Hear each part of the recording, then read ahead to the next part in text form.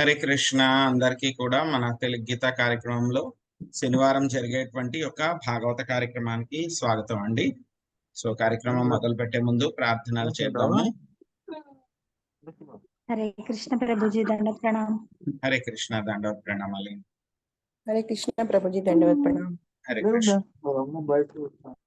జయ రాధా మాధవ कुंज बिहारी जय राधा माधव कुंज बिहारी जय गोपी जना वल्लभा गिरिवरधारी जय गोपी जना वल्लभा गिरिवरधारी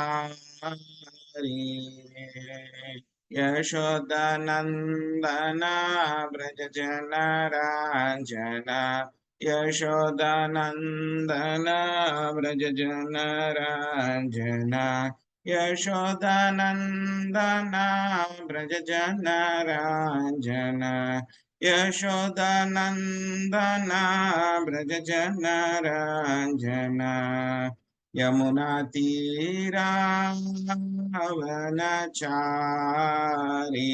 यमुना तीरावनचारी यमुना तीरावनचारी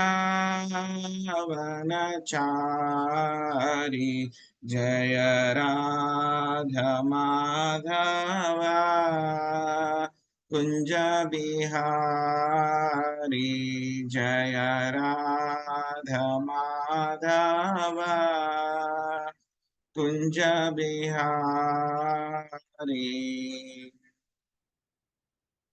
ओम नमो भगवते वासुदेवाय ओम नमो भगवते वासुदेवाय ओम नमो भगवते वासुदेवाय नारायणं नमस्कृत्य नरं चैव नरोत्तमं देवीं सरस्वतीं व्यासं ततो जयमुदीरयेत्। शृण्वतां स्वकदा कृष्ण पुण्यश्रवणकीर्तना हृदयन्तस्तो हि अभद्राणि विदुनोति सुहृत्सताम्। नष्टप्रायेषु अभद्रेषु नित्यं भागवत सेवया भगवती उत्तमश्लोके भक्तिर्भवति नैष्ठके। ॐ अज्ञानतिमिरान्धस्य ज्ञानाञ्जनशलाकया चक्षुरुन्मीलितं येन तस्मै श्रीगुरवे नमः। श्रीचैतन्यमनोभीष्टं स्थापितं येन भूतले स्वयं रूपा कदा मह्यं ददाति स्वापदान्तिकम्। वन्देऽहं श्रीगुरो श्रीयुतापदकमलं श्रीगुरुन् वैष्णवांश्च श्रीरूपं साग्रजातं सहगणा रघुनाथान्वितं तां सजीवं साद्वैतं सावधूतं परिजनासहितं कृष्ण चैतन्य देवं श्रीराधा कृष्ण पादान् सहगणा ललिता श्रीविशाखान्वितांश्च।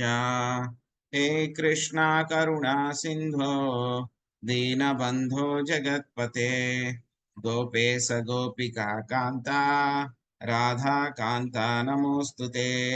तप्त कांचन गौरांगी राधे वृंदावनेश्वरी वृषभानुसुते देवी प्रणमामि हरिप्रिये।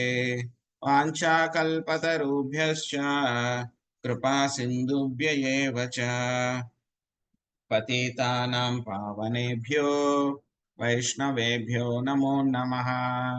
जय श्री कृष्ण चैतन्य प्रभु नित्यानंद श्री अद्वैता गदाधरा శ్రీవాసాది గౌర భక్త వృంద. హరే కృష్ణ కృష్ణ కృష్ణ హరే హరే, హరే రామ రామ రామ హరే హరే. హరే కృష్ణ ప్రభుజీ.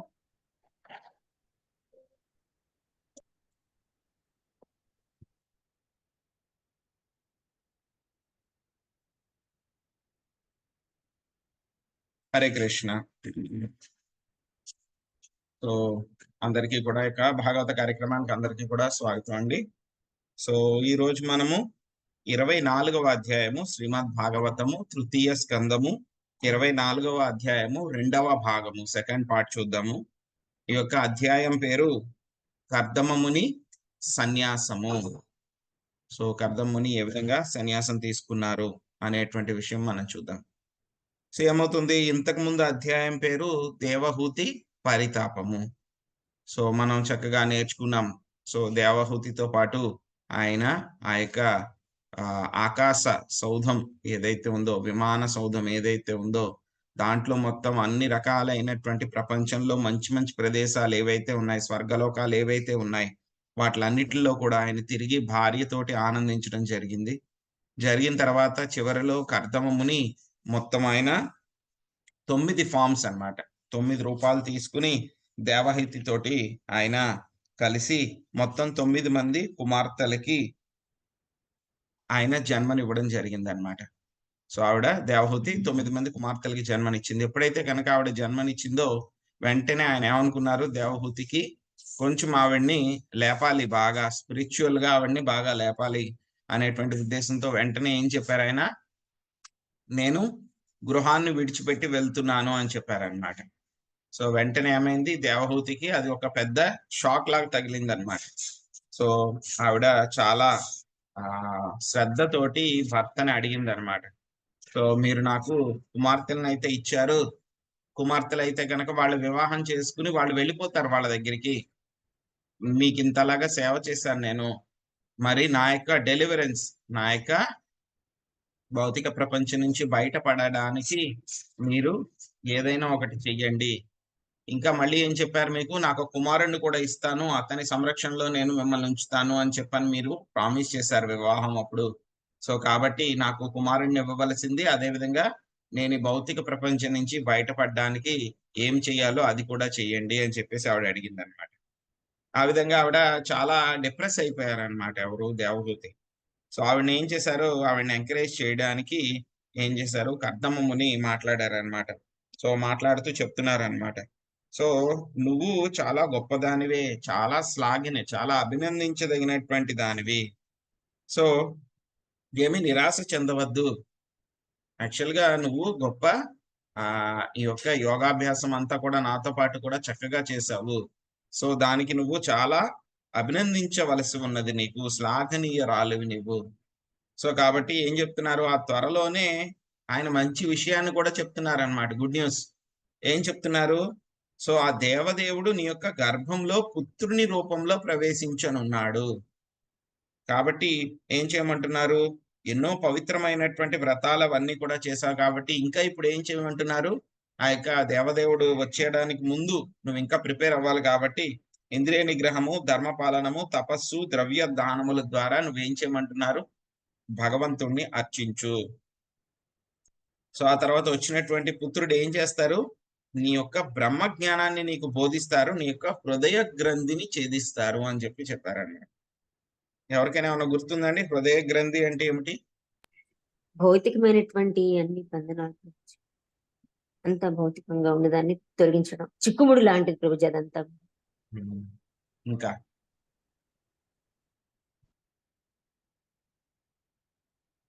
ఇంకేమిటి, హృదయ గ్రంథి అంటే ఏమిటి? లాస్ట్ వీక్ డిస్కస్ చేసుకున్నాం కదా.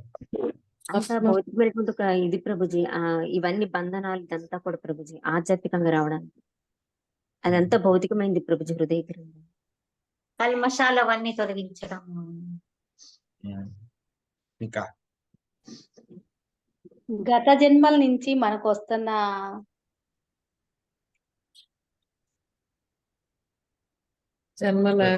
హృదయ గ్రంథి అంటే ఏమిటి? అంత ఒక చిక్కుముడి ప్రభుజీ, అదంతా చిక్కుముడి అని చిక్కుముడే హృదయంలో ఉంటుంది. చిక్కుముడి ఏంటి ఆ హృదయ గ్రంథి అంటే? విద్యాహంకారం ప్రభుజీ. అన్ని అరిషడ్ వర్గాలు. విద్యాహంకారం ప్రభుజీ. గుణాలు ప్రభుజీ, గుణాలు భౌతిక కాదు. ప్రపంచ సాంగత్యం, భౌతికం మీద శిక్షణ. సో దగ్గరగా వస్తున్నారు. సో బట్ ఏమవుతుందంటే కనుక ఈ యొక్క హృదయ గ్రంథి అని అంటే కనుక ఏమవుతుంది, మనము చూసుకుంటే కనుక మనం ఆధ్యాత్మికము సచ్చిదానందులో అన్నమాట. కానీ మనమే భౌతిక ప్రపంచంలో మనము బంధించబడి ఉన్నాం ఇక్కడ. సో ఈ రెండిట్లకి కూడా మధ్యలో ఒకటి కావాలి. ఒకటి ఆధ్యాత్మికం, మనం ఏంటి పూర్తిగా ఆధ్యాత్మికం. ఇక భౌతిక ప్రకృతి ఉంది. ఈ రెండిట్లకి కూడా మధ్యలో అతకదు యాక్చువల్ గా. రెండు రకాలు ఇవన్నీ కూడా, ఒకటి ఆధ్యాత్మికము, ఇంకొకటి భౌతికం. ఈ రెండిటిని కూడా అతికి ఉంచాలి అని అంటే కనుక ఆ రెండిటికి మధ్యలో ఒక గమ్ లాంటిది కావాలి. ఆ గమ్మె ఏంటి? మనకి అహంకారము, ఫాల్సిగో. ఆ గమ్ ఏంటి? మనకి ఫాల్సిగో అన్నమాట. సో ఏం చేస్తుంది ఈ యొక్క మనం ఏదైతే కనుక ఈ యొక్క భౌతిక ప్రకృతి తోటి మనల్ని మనము నేనే భౌతిక ప్రకృతి, నేని భౌతిక ప్రపంచానికి సంబంధించినటువంటి వాడిని అని చెప్పి మనము ఏదైతే అనుకుంటున్నామో, నేనే భౌతిక ప్రకృతి, భౌతిక ప్రకృతికి సంబంధించినటువంటి వాడిని నేనే ఈ ఆకారాన్ని ఏదైతే కనుక మనం అనుకుంటున్నామో అదే మనకి అహంకారము. సో ఆ అహంకారం ఉంటే కనుక ఏమవుతుంది? నేను, నా భార్య, నా పిల్లలు, నా కుటుంబము, నా సంసారము, నా దేశము అని చెప్పేసి మనం అనుకుంటూ ఉంటాం అన్నమాట. ఈ యొక్క దేహాత్మ భావనలో ఉంటాం అన్నమాట పూర్తిగా. ఈ యొక్క దేహాత్మ భావననే ఏమంటారు? ఈ యొక్క హృదయ గ్రంథి అని అంటారు అనమాట. సో భగవద్గీతలో కూడా మనకి చెప్తారు, ఈ యొక్క 15వ అధ్యాయం పురుషోత్తమ యోగంలో చెప్తారు, ఈ యొక్క హృదయ గ్రంథిని ఛేదించాలి. ఇదేంటంటే కనుక చాలా చిక్కుముడి అన్నమాట, పడిపోయింది. ఎవరైతే కనుక వ్యక్తులు ఈ యొక్క ఇంద్రియ భోగం కంటే కూడా ఏంటంటే కనుక ఈ యొక్క సెక్సువల్ లైఫ్ లో ఎప్పుడైతే కనుక బాగా ఎక్కువగా ఇన్వాల్వ్ అయిపోయి ఉంటారో, బాగా అందులో పడిపోయి ఉంటారో, మైథునం పట్ల ఎవరికైతే గనక బాగా ఎక్కువ ఆసక్తి ఉంటుందో వాళ్ళకి ఏమవుతుంది? ఈ యొక్క హృదయ గ్రంథి ఇంకా ఇంకా గట్టిగా బిగుసుకుపోతుంది అన్నమాట. ఎవరికైతే గనక మైథునం పట్ల బాగా ఆసక్తి ఉంటుంది, ఇంకా ఇంకా ఇంకా ఇంకా అని ఉంటుంది, వాళ్ళకి ఇంకా బాగా గట్టిగా బిగుసుకుపోతుంది. అది ఏదైనా ఒక ముడి ఉంది అనుకోండి, దాన్ని ఓపెన్ చేయాలంటే కనుక ఏం చేయాలి? మెల్లమెల్లగా దాన్ని లూజ్ చేయాలి. కానీ ఎప్పుడైతే కనుక ఒక వ్యక్తి, ఒక జీవుడు ఈ యొక్క మైథునం పట్ల ఏ శరీరంలో ఉన్నా సరే, మానవ శరీరమే కాదు, పక్షి శరీరం కానీ, లేకపోతే కనుక జంతువు శరీరం కానీ, ఏనుగు శరీరం కానీ, ఏ శరీరంలో ఉన్నా సరే ఈ యొక్క మైథునం పట్ల బాగా ఎక్కువ ఆసక్తి పెరుగుతుంది అని అంటే కనుక ఏంటి? వాడికి ఈ యొక్క హృదయ గ్రంథి ఇంకా టైట్ అయిపోతుంది. యాక్చువల్గా ఇక మైథునం అనేటువంటిదే మనము ఈ భౌతిక ప్రపంచంలో మన యొక్క ఎగ్జిస్టెన్స్ కి అంతటికీ కూడా మూల కారణం అన్నమాట. ఎలా అయితే జైల్లో ఒక వ్యక్తిని సంకెళ్ళు వేస్తారో, భౌతిక ప్రపంచంలో మనల్ని ఏం చేస్తారు? ఈ యొక్క మైథునము అనేటువంటి దాంతో మనల్ని బంధిస్తారనమాట. ఈ యొక్క భౌతిక ప్రపంచంలో మైథునం అనేటువంటి దాంతో బంధిస్తారు. సో ఈ బంధనాలు యొక్క హృదయ గ్రంథి నుంచి మనం బయటపడాలి. ఈ యొక్క హృదయ గ్రంథి నుంచి బయటపడాలి. బయటపడాలంటే కనుక ఎలాగ బయటపడతాము? మనము సరైనటువంటి ఆధ్యాత్మిక జ్ఞానం ద్వారా మనము బయటపడతాం అన్నమాట. ఈ యొక్క ఏం చెప్తున్నారు ఇక్కడ? కర్దమ్ముని దేవహూతికి చెప్తున్నారు, ఏం చేస్తారు? నీకు బ్రహ్మ జ్ఞానాన్ని బోధిస్తారు నీ యొక్క కుమారుడు. నీ కుమారుడి కింద వచ్చేటువంటి దేవాది దేవుడు బ్రహ్మ జ్ఞానాన్ని బోధించి నీ యొక్క హృదయ గ్రంథిని ఛేదించగలడు అని చెప్పి చెప్తున్నారు అన్నమాట. హరే కృష్ణ ప్రభు, సరే డైరెక్ట్ గా చెప్పారా ప్రభుజీ? హృదయ గ్రంథి అంటే ఒకే ఒక మాటలో ఏం చెప్పాలి? హృదయ గ్రంథి అని అంటే కనుక, హృదయ గ్రంథి అని అంటే కనుక నేను యొక్క అహంకారం అన్నమాట. నేను ఈ యొక్క మ్యాటర్, భౌతిక ప్రకృతి తోటి నేనే అని అనుకోవడం ఈ యొక్క హృదయ గ్రంథి. నేనే యొక్క భౌతిక ప్రపంచానికి సంబంధించినటువంటి వాడిని, నేనే యొక్క భూమిని, నేనే పంచభూతాలని అని అనుకునేటువంటి భావనే యొక్క హృదయ గ్రంథి. Thank you Prabhuji. సో ఏమైంది, దేవహూతి ఆయన చెప్పినట్ల పట్ల ఏదైతే కనుక కర్దమ్ముని చెప్పారో చెప్పిన దాని పట్ల శ్రద్ధ ఆదరణతోటి ఏం చేసింది ఆవిడ, మొత్తం ఆయన చెప్పినట్లే అంతా కూడా భగవంతుణ్ణి ఆవిడ అర్చించింది అనమాట. సో కొన్ని సంవత్సరాల తర్వాత ఏమైంది, కర్దమముని యొక్క వీర్యాన్ని ఆశ్రయించి భగవంతుడు ఆయన ఆవిర్భవించాడు అనమాట. దేవహూతి యొక్క గర్భంలో ఆయన ఆవిర్భవించాడు. సో యాక్చువల్గా ఏంటంటే కనుక స్వామి ఎలా కావాలనుకుంటే కనుక అలాగ రావచ్చు. ఆయన ఇలాగే రావాలి. జనరల్ గా అయితే కనుక మనం జీవులు ఎలా వస్తారు, 4 రకాలుగా వస్తారు. కొంతమంది స్వేదంతో వస్తారు, కొంతమంది బీజంతో వస్తారు, కొంతమంది యొక్క గర్భం ద్వారా వస్తారు. సో ఇలాగా రకరకాలైనటువంటి పద్ధతుల ద్వారా, కొంతమంది గుడ్డు ద్వారా వస్తారు, అండం.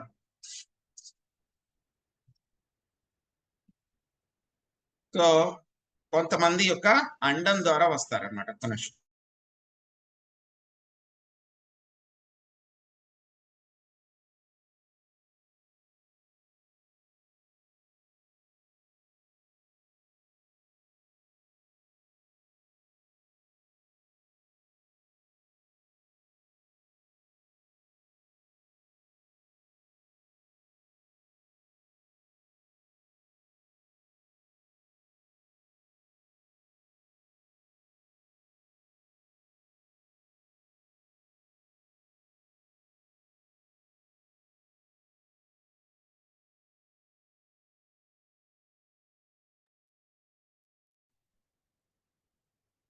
సో దేవహూతి మాత ఏం చేసింది, ఆ విధంగా భగవంతుణ్ణి చక్కగా అర్చించింది. అర్చించిన తర్వాత ఏమయ్యారు, కర్దమముని యొక్క వీర్యాన్ని ఆశ్రయించి స్వామి దేవహూతి యొక్క గర్భంలో ప్రవేశించి ఆయన ఆవిర్భవించడం జరిగింది అనమాట. సో జీవులైతే కనుక 4 రకాలుగా వస్తారు, పుడతారు మళ్ళీ మళ్ళీ అని చెప్పని అనుకున్నాం మనం. సో ఆ 4 రకాల్లో కాకుండా స్వామి ఎలాగైనా రావచ్చు. సో మనం చూసాం వరాహమూర్తి ఎలా వచ్చారు, ఆయన బ్రహ్మదేవుడి యొక్క నాసిక నుంచి ఆయన వచ్చారు. ఆ తర్వాత మనం చూస్తే నరసింహస్వామి ఎలా వచ్చారు, ఆయన నరసింహస్వామి స్తంభం నుంచి వచ్చారు. సో ఆయన ఏమి అవసరం లేదు, ఆయనకి ఇలాగే రావాలి అని చెప్పి రూల్ ఏమీ లేదు.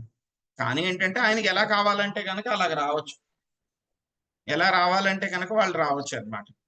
సో కాబట్టి దేవహూతి గర్భం ద్వారా ఆయన కపిల మహర్షి ఆయన రావడం జరిగింది అనమాట. అలా వచ్చినంత మాత్రాన ఆయన కూడా మనలాంటి మానవ మాత్రుడు, ఆయనకు కూడా భౌతిక దేహం ఉంది అని చెప్పి మనము అనుకోకూడదు అనమాట. సో ఎప్పుడైతే కనుక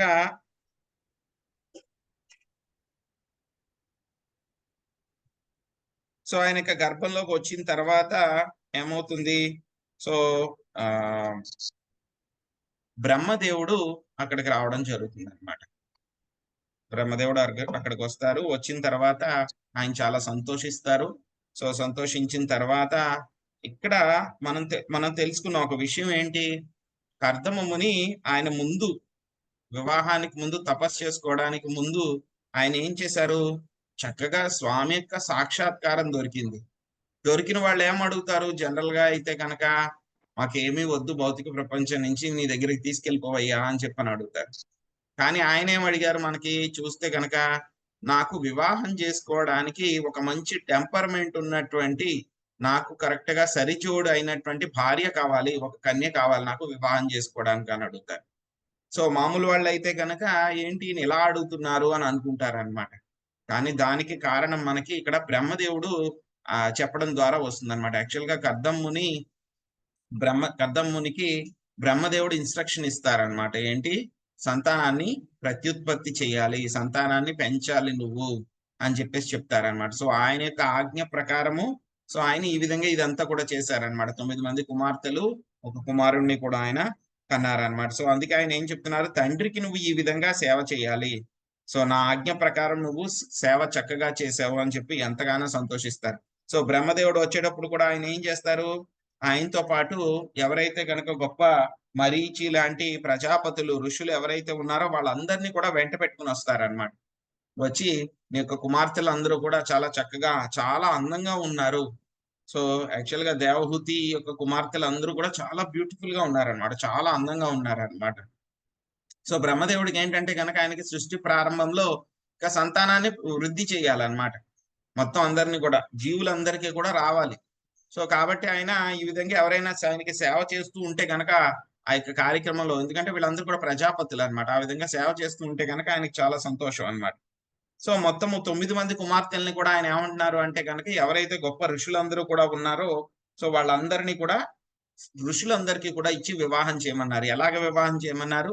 వాళ్ళకున్న ఇష్టాలను బట్టి, వాళ్ళ యొక్క గుణగణాలను బట్టి, వాళ్ళ టెంపర్మెంట్స్ ని బట్టి మీరు వివాహం చేయండి అని చెప్పారనమాట. సో మొత్తం 9 మంది కుమార్తెల్ని కూడా ఎవరెవరికి ఇచ్చారు అంటే కనుక కళ అనేటువంటి కుమార్తెనేమో మరీచికి ఇవ్వడం జరిగింది, అనసూయనేమో అత్రికి ఇచ్చారు, శ్రద్ధనేమో అంగీరకి ఇచ్చారు, తర్వాత హవిర్భుని పులస్త్యకి ఇచ్చారు, గతి అనేటువంటి అమ్మాయిని పులహకి, క్రియ అనేటువంటి అమ్మాయిని క్రతుకి, ఖ్యాతి అనేటువంటి అమ్మాయిని భృగుకి, అరుంధతిని వశిష్ఠుడికి, శాంతి అనేటువంటి అమ్మాయిని అధర్వుడికి, మొత్తం 9 మంది కుమార్తెలకు కూడా ఆయన ఇవ్వడం జరిగిందనమాట.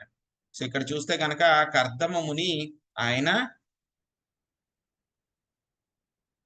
సో ఈ విధంగా 9 మంది కుమార్తెలను కూడా ఆయన వివాహం చెయ్యండి అని చెప్పేసి ఆయన వెళ్ళిపోతారు. వెళ్ళిపోయిన తర్వాత ఆయనతో పాటు ఎవరు వస్తారు? సనత్ కుమారులు, నారద ముని కూడా వస్తారు అన్నమాట. కానీ వాళ్ళు ఏం చేస్తారు? బ్రహ్మదేవుడితో పాటు వాళ్ళు కూడా వెళ్ళిపోతారు అన్నమాట. ఎందుకంటే కనుక వాళ్ళు నైష్టిక బ్రహ్మచారులు కదా. వాళ్ళు నైష్టిక బ్రహ్మచారులు అయితే కనుక ఈ విధంగా వివాహ కార్యక్రమాలు, యజ్ఞాలు ఏవైతే ఉన్నాయో వాటిల్లో వాళ్ళు పాల్గొనకూడదు అనమాట. అందుకే నారదముని 4 కుమారులు కూడా వాళ్ళు వెళ్ళిపోతారు. సో మిగతా యొక్క ఋషులందరూ ఎవరు ఉన్నారో అక్కడే ఉంటారు. ఉన్న తర్వాత వాళ్ళందరికీ కూడా యొక్క వివాహం అంతా కూడా చేసి వాళ్ళందరినీ కూడా పంపించేస్తారు అనమాట. సో కర్దముని వాళ్ళందరినీ కూడా పంపించేస్తారు. సో వాళ్ళందరూ కూడా వాళ్ళ యొక్క ఆశ్రమానికి వెళ్ళిపోతారు అనమాట. సో తర్వాత ఏమవుతుంది,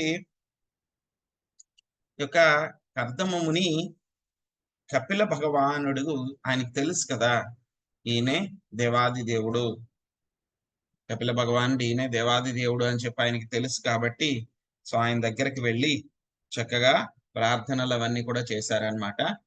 సో ఈ రోజు మనము 24వ శ్లోకం నుంచి ఈ రోజు నేర్చుకోవడం మొదలు పెడదాము. లక్ష్మీదేవి మాతాజీ 24వ శ్లోకము ట్రాన్స్లేషన్ చదవండి. హరే కృష్ణ ప్రభుజీ, దండవత్ ప్రణామాలు. అతడు శాంతిని అధర్వునకు వసగెను. యజ్ఞకర్మలన్నీయును ఆ శాంతి కారణంలోనే చక్కగా నిర్వహింపబడెను. ఆ విధముగా కర్దముడు విప్రశ్రేష్ఠులందరకు వివాహం చేసి భార్యలతో పాటుగా వారిని పోషించెను. హరే కృష్ణ ప్రభుజీ. హరే కృష్ణ. సో ఆ విధంగా కర్దమ ముని మొత్తము 9 మంది కుమార్తెలకి కూడా ఆ యొక్క విప్రశ్రేష్ఠులకి ఆయన వివాహం చేసి సో కొన్ని రోజులు వాళ్ళందరినీ కూడా పోషించారు. ఆయన పోషించిన తర్వాత ఏమైంది? హరే కృష్ణ. భవానీ మాతాజీ 25వ శ్లోకం చదవండి. హరే కృష్ణ ప్రభుజీ, ప్రణామాలు. హరే కృష్ణ. ఓ విదురా, ఆ విధముగా వివాహమైన పిమ్మట ఋషులు కర్దమముని నుండి సెలవు గైకొని ఆనందముతో తమ తమ ఆశ్రమములకు జనరి. Hare Krishna. Thank you Prabhuji. Hare Krishna. So వివాహం అయింది కాబట్టి ఆ ఋషులందరూ కూడా చాలా ఆనందంతో వాళ్ళ యొక్క భార్యలను తీసుకుని వాళ్ళ యొక్క ఆశ్రమాలకి వాళ్ళు వెళ్ళిపోవడం జరిగింది అనమాట. జనని మాతాజీ 26వ శ్లోకం చదవండి. సమస్త దేవతలకు అధిపతియగు విష్ణు భగవానుడు అవతరించినాడని అవగతము చేసుకునినంతటా కర్దమముని ఏకాంతమున అతనిని చేరి వందనములిడి ఇట్లు పలికెను. హరే కృష్ణ ప్రభుజీ, ధన్యవాదాలు. హరే కృష్ణ. సో కర్దముని ఏం చేశారు? ఆయన యొక్క కుమారుడు అయినటువంటి కపిల భగవానుడు, ఆయనే దేవాది దేవుడు విష్ణు భగవానుడు అన్నమాట. సో ఆయన దగ్గరికి వెళ్ళి ఏకాంతంలో ఆయన దగ్గరికి నమస్కారం చేసి ఆయనతోటి మాట్లాడుతున్నారు అన్నమాట. సో కర్దముని ఏం మాట్లాడారు, భగవంతుడు ఏం చెప్పారు అనేటువంటిదే ఈ రోజు మనం నేర్చుకోబోయేటువంటి ముఖ్య అంశం అన్నమాట. అదేంటి? మనకి కర్దముని యొక్క సన్యాసం ముఖ్య అంశం అదే అన్నమాట. ఇక్కడ ఈ యొక్క శ్లోకంలో ఏం చెప్పారు మనకి? త్రియుగ మా జ్ఞాయ అని చెప్పారు. త్రియుగ అంటే కనుక అర్థం ఏంటంటే కనుక 3 యుగాల్లో కూడా వచ్చేటువంటి ఆయన. సత్యయుగము, త్రేతాయుగము, ద్వాపర యుగము, కలిలో 3 యుగాల్లో కూడా ఆయన అవతరిస్తారు అనేటువంటి. సో మరి కలియుగంలో ఎందుకు మరి అలా చెప్పలేదు అంటే కనుక, కలియుగంలో ఏంటంటే కనుక ఆయన అవతారం కింద వచ్చినా సరే ఆయన ఎలాగొస్తారు కలియుగంలో చైతన్య మహాప్రభు కింద భక్తుడి కింద వస్తారనమాట. భక్తుడి కింద వచ్చి నేను భగవంతుణ్ణి అని చెప్పి చెప్పుకోరన్నమాట. ఆయన చెప్పుకోకపోయినా సరే ఎలా అయితే కనుక చిన్న పిల్ల దగ్గర తల్లి కప్పిపుచ్చుకోలేదన్నమాట. ఏమవుతుందంటే ఎలాగంటే కనుక ఒక తల్లి ఉందన్నమాట. ఆ తల్లి ఏంటంటే కనుక ఒక డ్రామాలో ఒక యాక్టింగ్ చేసింది అనమాట. యాక్టింగ్ చేసినప్పుడు ఆవిడకి చక్కగా మేకప్ అన్ని కూడా చేసేసారనమాట. చేసేస్తే ఆవిడ యాక్టింగ్ చేస్తోంది. ఎవ్వరికి కూడా తెలియలేదు ఆడియన్స్ లో ఉన్న వాళ్ళకి. ఇంతకు ముందు ఆవిడ తెలుసు అందరికీ కూడా. తెలిసినా సరే ఎవ్వరికి కూడా గుర్తుపట్టలేకపోయారు అనమాట. అంత బాగా మేకప్ చేశారనమాట. కానీ ఏంటంటే కనుక ఎవరు గుర్తుపట్టలేదు. ఎవరివిడి ఇంత బాగా యాక్టింగ్ చేస్తోంది అని అనుకున్నారు అందరూ కూడా. కానీ ఏంటంటే కనుక ఎప్పుడైతే కనుక వాళ్ళ అమ్మాయి దగ్గరికి వచ్చినప్పుడు వెంటనే ఆ అమ్మాయి అమ్మ అని చెప్పేసి ఆవిడ దగ్గరికి వెళ్ళిపోయింది అనమాట. సో ఆ యొక్క కూతురికి తెలుస్తుంది అనమాట తల్లి ఎవరు అని చెప్పేసి. అలాగే భక్తుల దగ్గర భగవంతుడు ఆయన దాచుకోలేడు అనమాట. అలాగే చైతన్య మహాప్రభు దేవాది దేవుడు అని చెప్పేసి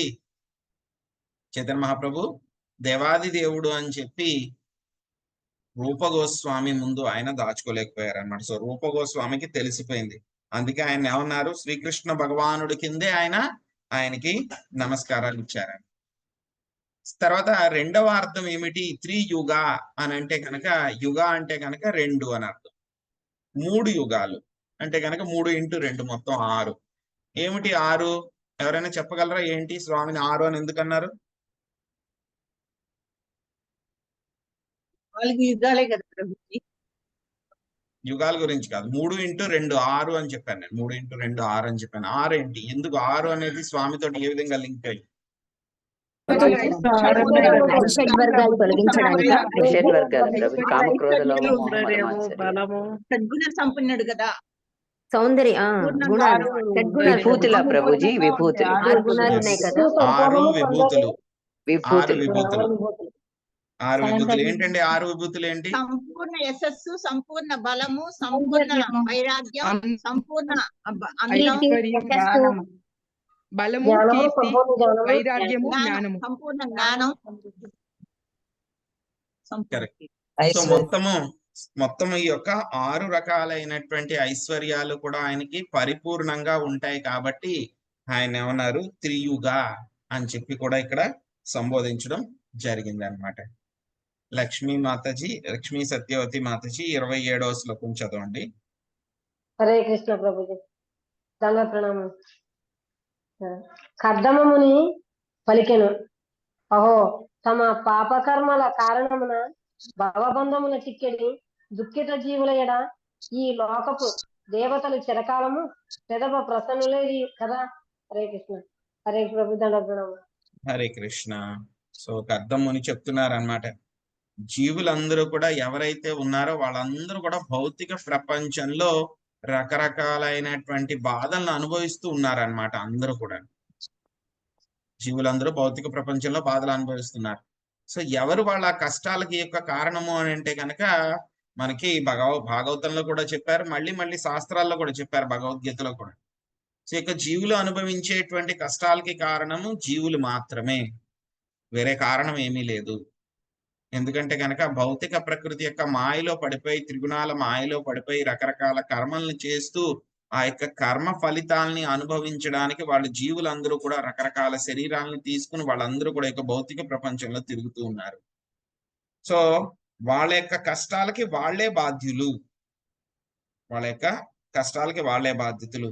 సో కాబట్టి ఎప్పుడైతే కనుక ఈ విధంగా జీవులందరూ కూడా, బద్ధ జీవులందరూ కూడా కష్టాలు అనుభవిస్తున్నారు ఈ భౌతిక ప్రపంచంలో, ఎవరైతే దేవతలందరూ ఉంటారో వాళ్ళు చూస్తూ ఉంటారన్నమాట. ఎందుకంటే కనుక వాళ్ళు కొంచెం ఎలివేటెడ్, కొంచెం ఉన్నత స్థాయిలో ఉన్నటువంటి వాళ్ళు అన్నమాట. వాళ్ళు చూస్తూ వాళ్ళు స్వామికి ప్రార్థిస్తారన్నమాట. సో అందరూ కూడా ఎవరైతే భౌతిక ప్రపంచంలో ఉన్నారో వాళ్ళు బాధలు అనుభవిస్తున్నారో వాళ్ళని రక్షించండి స్వామి అని చెప్పి వాళ్ళు ప్రార్థిస్తారన్నమాట. ప్రార్థించిన మీదట స్వామి రకరకాలైనటువంటి అవతారాల్లో ఆయన వచ్చి వాళ్ళందరినీ కూడా ఉద్ధరిస్తారన్నమాట. సో కొన్నిసార్లు ఆయన అవతారం తీసుకుని ఆయన వస్తారు, కొన్నిసార్లు ఏం చేస్తారు, ఆయన యొక్క భక్తులు, శుద్ధ భక్తులు ఎవరైతే ఉంటారో వాళ్ళందరినీ కూడా ఆయన పంపించి యొక్క భౌతిక ప్రపంచంలో ఉన్నటువంటి జీవులందరినీ కూడా మళ్ళీ భగవద్ధామానికి తీసుకుని రావడానికి ప్రయత్నం చేస్తారన్నమాట. సో కాబట్టి ఇక్కడ ఏం చెప్తున్నారు, కర్దమముని పాపకర్మల కారణమున భవబంధాల్లో చిక్కుకున్నటువంటి జీవుల ఎడ దేవతలు చాలా కాలం తర్వాత ప్రసన్నులైరి. అంటే కనుక ఏంటి, వాళ్ళందరూ కూడా ప్రార్థించారు, దేవతలందరూ కూడా మీ యొక్క ఆవిర్భావం చేయమని, కాబట్టి మీరు ఈ విధంగా అవతరించడం జరిగింది అని చెప్పి ఎవరు చెప్తున్నారండి? ఇవన్నీ కూడా ఎవరెవరు చెప్తున్నారు?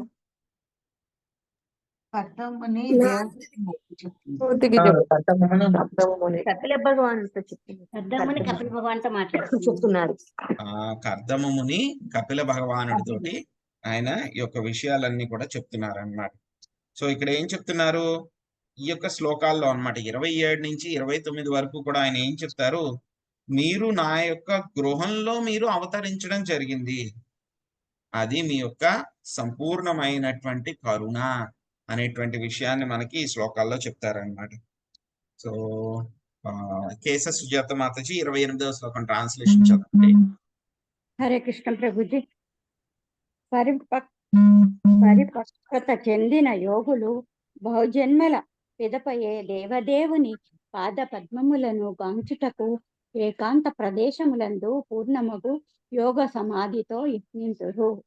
హరే కృష్ణ ప్రభుజీ, ధన్యవాదాలు. హరే కృష్ణ మాతాజీ. ఇక్కడ కర్దముని చెప్తున్నారు మనకి, భగవద్గీతలో స్వామి యొక్క శ్లోకం చెప్తారు. ఏం చెప్తారు, బహునాం జన్మనాం అంతే జ్ఞానావాన్మాం ప్రపద్యతే వాసుదేవ సర్వమితి సమహాత్మ సదుర్లభ. ఎవరైతే కనుక యోగులు ఉన్నారో వాళ్ళు ఏంటి, ఎన్నో కొన్ని బహునాం, బహు అంటే కనుక చాలా, బహునాం అంటే చాలా చాలా జన్మల తర్వాత ఏం చేస్తారంట, వాళ్ళు ఒక నిర్ధారణకు వస్తారంట. వాళ్ళందరూ కూడా ఏంటి ఆ యొక్క నిర్ధారణ, వాసుదేవ సర్వమితి అని చెప్పి ఒక నిర్ధారణకు వస్తారు. వాసుదేవుడే అన్నింటికీ కూడా కారణము అనేటువంటి నిర్ధారణకు వస్తారనమాట వాళ్ళు భక్తి యోగంలో. సో వచ్చిన తర్వాత అప్పుడు వాళ్ళు భక్తి మొదలు పెడుతూ ఉంటారు. సో ఇక్కడ కర్దమ్ముని కూడా అదే చెప్తున్నారు అన్నమాట. చాలా పరిపక్వత చెందినటువంటి యోగులు ఎన్నో జన్మల తర్వాత మాత్రమే నీ యొక్క పాద పద్మాల్ని వాళ్ళు చూడగలుగుతారు. వాళ్ళు ఏకాంత ప్రదేశంలో ఉండి యోగ సమాధితోటి వాళ్ళు పూర్తిగా ప్రయత్నం చేస్తూ ఉంటారు. అప్పుడు మాత్రమే వాళ్ళు నిన్ను పొందగలరు, నీ యొక్క పాద పద్మాల యొక్క దర్శనం కలుగుతుంది వాళ్ళకి అని చెప్పి చెప్తున్నారు అన్నమాట. సో ఎందుకు చెప్తున్నారు అంటే కనుక ఎవరైనా సరే యొక్క భక్తి అనేటువంటి స్థాయికి రాకపోతే, శుద్ధ భక్తి ఏంటండి ఆ స్థాయి, వసుదేవ స్థాయి అన్నమాట శుద్ధ భక్తి. సో ప్రకృతి త్రిగుణాలలో మనకి ఏంటి, మనకి 3 గుణాలు, సత్వగుణము, రజోగుణము, తమో గుణం. కానీ యొక్క సత్వగుణం కూడా ఈ యొక్క భౌతిక ప్రపంచంలోనే మనల్ని బంధించి వేస్తుంది అన్నమాట. కానీ శుద్ధ సత్వం ఏం చేస్తుంది, మనల్ని లిబరేట్ చేస్తుంది, యొక్క భౌతిక ప్రపంచం నుంచి లిబరేట్ చేసి భగవంతుణ్ణి మనకి పొందేలాగా చేస్తుంది అన్నమాట. సో ఇక యోగులందరూ కూడా ఏం చేస్తూ ఉంటారు, పూర్తిగా వాళ్ళు ఏకాంత ప్రదేశాల్లోకి వెళ్ళి సంపూర్ణంగా ధ్యానమగ్నతతోటి వాళ్ళు ఉంటారన్నమాట. ధ్యానమగ్నతతోటి వాళ్ళు ఉంటారు. సో ఎవరైనా సరే ఈ యొక్క వాసుదేవ సర్వమితి అనేటువంటి స్థాయికి వచ్చి భగవంతుడి యొక్క శుద్ధ భక్తిని చెయ్యకపోతే కనుక వాళ్ళకి ఆ యొక్క యోగాభ్యాసంలో కూడా వాళ్ళకి యొక్క పెర్ఫెక్షన్ అంటే సక్సెస్ వాళ్ళకి రాదనమాట. సో ఈ యొక్క యోగులందరూ కూడా ఏం చేస్తూ ఉంటారు, అటువంటి ఏకాంత ప్రదేశాల్లోకి వెళ్ళి ఎన్నో జన్మల తపస్సులన్నీ కూడా వాళ్ళు చేస్తూ ఉంటారు. ఇదే నిజమైనటువంటి యోగము. అంతేగాని లేదో మనం ఏదో పట్టణాల్లో కూర్చుని ఏదో యోగా స్టూడియోలో కూర్చుని ఏసీ రూమ్ లో కూర్చుని అది కూడా ఒక బెడ్ వేసుకుని బెడ్ మీద కూర్చుని ఏసీ పెట్టుకుని ఏదో మంచి మ్యూజిక్ పెట్టుకుని అదేదో మనం ఓం అని వేస్తూ ఉంటే దాని వెనకాల కూర్చుని మనం రకరకాల ఎక్సర్సైజ్లు అవన్నీ కూడా చేస్తూ ఉంటే గాలి తీసుకుని గాలి వదిలేస్తూ లేకపోతే కనుక ఆసనాలు వేసుకుంటే ఇదేంటంటే కనుక స్టార్టింగ్ స్టేజ్. ఇదంతా కూడా ఏంటి, స్టార్టింగ్ స్టేజ్. దాన్ని ఆ విధంగా ఎక్సర్సైజ్ చేసేస్తే నీకు పెర్ఫెక్షన్ వస్తుందని ఎవరైనా చెప్తున్నారు అని అంటే కనుక అది వాళ్ళు పూర్తిగా మోసగిస్తున్నారు అని. సో నిజమైనటువంటి యోగి అంటే కనుక ఎక్కడ ఉండాలి, ఏకాంత ప్రదేశంలో ఉండాలి, మనకి భగవద్గీతలో 6వ అధ్యాయంలో స్వామి చెప్పారు. మనకి ఏం చెప్పారు? ఏకాంత ప్రదేశంలో కూర్చుని ఆ యొక్క కుశాగ్రాసం వేసుకుని, ఆ తర్వాత జింక చర్మాన్ని పరుచుకుని, దాని మీద యోగి నిటారుగా కూర్చుని, ముక్కు చివర మీద దృష్టినంతా కూడా కేంద్రీకరించి, భగవంతుడి మీద మనసు ధ్యానం పెట్టి చాలా స్టడీగా కూర్చోవాలి. ఆ ఆసనం ఎత్తుగా ఉండకూడదు, అదేవిధంగా చాలా కిందకు కూడా ఉండకూడదు. సో యోగి కూడా ఎలా ఉండాలి? ఎక్కువ తీసుకోకూడదు, ఆహారము తక్కువ తీసుకోకూడదు, నిద్ర ఎక్కువ పోకూడదు, అలా అని చెప్పి తక్కువ కూడా పోకూడదు. అలాగ అన్ని కూడా మితంగా చేస్తూ మెల్లమెల్లగా యోగి ఏం చేయాలి? రకరకాలైనటువంటి యోగా స్థాయిల్లో పైకి తీసుకుంటూ వెళ్ళాలి, తనని తాను ఉద్ధరించుకోవాలి.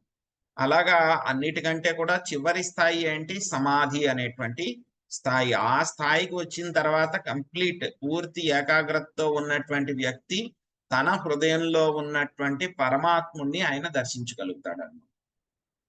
సో అదే విషయాన్ని ఇక్కడ కర్దమ్ముని చెప్తున్నారు. ఎందుకంటే కనుక ఆయన ఈ స్టేజ్లన్నీ కూడా దాటేశాడు. ఆయన ఆ పెర్ఫెక్షన్ అంతా కూడా ఆయనకు వచ్చింది కాబట్టి ప్రాక్టికల్ గా ఆయన యొక్క స్థాయి గురించి చెప్తున్నారు. పూర్ణమైన యోగ సమాధితోటి వాళ్ళందరూ కూడా నిన్ను అర్చిస్తారు. యోగుల యొక్క పొజిషన్ ఏంటి అనేది ఇక్కడ చెప్పారు. సో మరి గృహస్థుల పొజిషన్ ఏంటి అనేది ఆయన ఈ శ్లోకంలో మనకి 29వ శ్లోకంలో చెప్తారన్నమాట. అడపా శ్రీదేవి మాతాజీ చదవండి. నేను చదువునా ప్రభుజీ. మాతాజీ మీ పేరు? జయలక్ష్మి ప్రభుజీ. ఓకే మాతాజీ, మీకు చెప్తాను, నేను పిలుస్తాను మాతాజీ. అలాగే ప్రభు. హరే కృష్ణ ప్రభుజీ, దండవత్ ప్రణామాలు. మా వంటి సాధారణ గృహస్థులు తిరస్కారమును కూడా లెక్క చేయక అదే దేవదేవుడు తన భక్తుల పక్షము వహించుటకు మా ఇండ్ల యందు అవతరించుచుండును. హరే కృష్ణ ప్రభుజీ, ధన్యవాదాలు. సో ఈ శ్లోకంలో ఏం చెప్తున్నారంటే గనక స్వామికి భక్తుల పట్ల ఎంత అనురాగం ఉంటుంది, ఎంత ప్రేమ ఉంటుంది అనేటువంటి విషయాన్ని స్వామిని ఏమంటారు? భక్త వత్సల అంటారు. కానీ ఇక్కడ ఆయన్ని జ్ఞాని వత్సల గాని లేకపోతే యోగి వత్సల గాని ఆయన అన్నారు. ఎందుకు ఆయన భక్త వత్సల అంటారు? ఎందుకంటే కనుక ఆయన భక్తుల పట్ల ఎంతో ఫేవరబుల్ గా ఉంటారన్నమాట. భక్తులకి ఏదైనా సరే చెయ్యడానికి ఆయన సిద్ధంగా ఉంటారు అన్నమాట. ఏ సేవ అయినా సరే చెయ్యడానికి ఆయన సిద్ధంగా ఉంటారు. ఇంకా చెప్పాలంటే కనుక ఆయన చెప్తారు ఎవరితోటి? అంబరీష్ మహారాజు యొక్క వృత్తాంతంలో దుర్వాస ముని చెప్తారన్నమాట. నేను స్వతంత్రుణ్ణి కాదు, నేను నా యొక్క భక్తుల ఆధీనంలో ఉన్నాను, నా భక్తులు ఏం చెప్తే నేను అదే చేస్తాను అని చెప్పి స్వామి చెప్తారన్నమాట. చెప్పడమే కాదు, కృష్ణావతారంలో ఆయన చేసి చూపించారు. యశోదా మాతకి ఆయన చేత కట్టించుకున్నారు. ఆయన రోటికి ఉకల్ బంధన లీలలో ఆ యొక్క దామోదరుడి కింద యశోదామాత చేత బంధింపబడ్డారు. ఆయన ఎవరు? ఎంతో మంది యోగులు ఆయన్ని బంధించాలి, ఆయన్ని సాధించాలి, ఆయన పొందాలి అని చెప్పి ఎంతో ప్రయత్నిస్తూ ఉంటారు ఎన్నో జన్మలుగా. కానీ వాళ్ళెవ్వరికి కూడా దొరకడు ఆయన.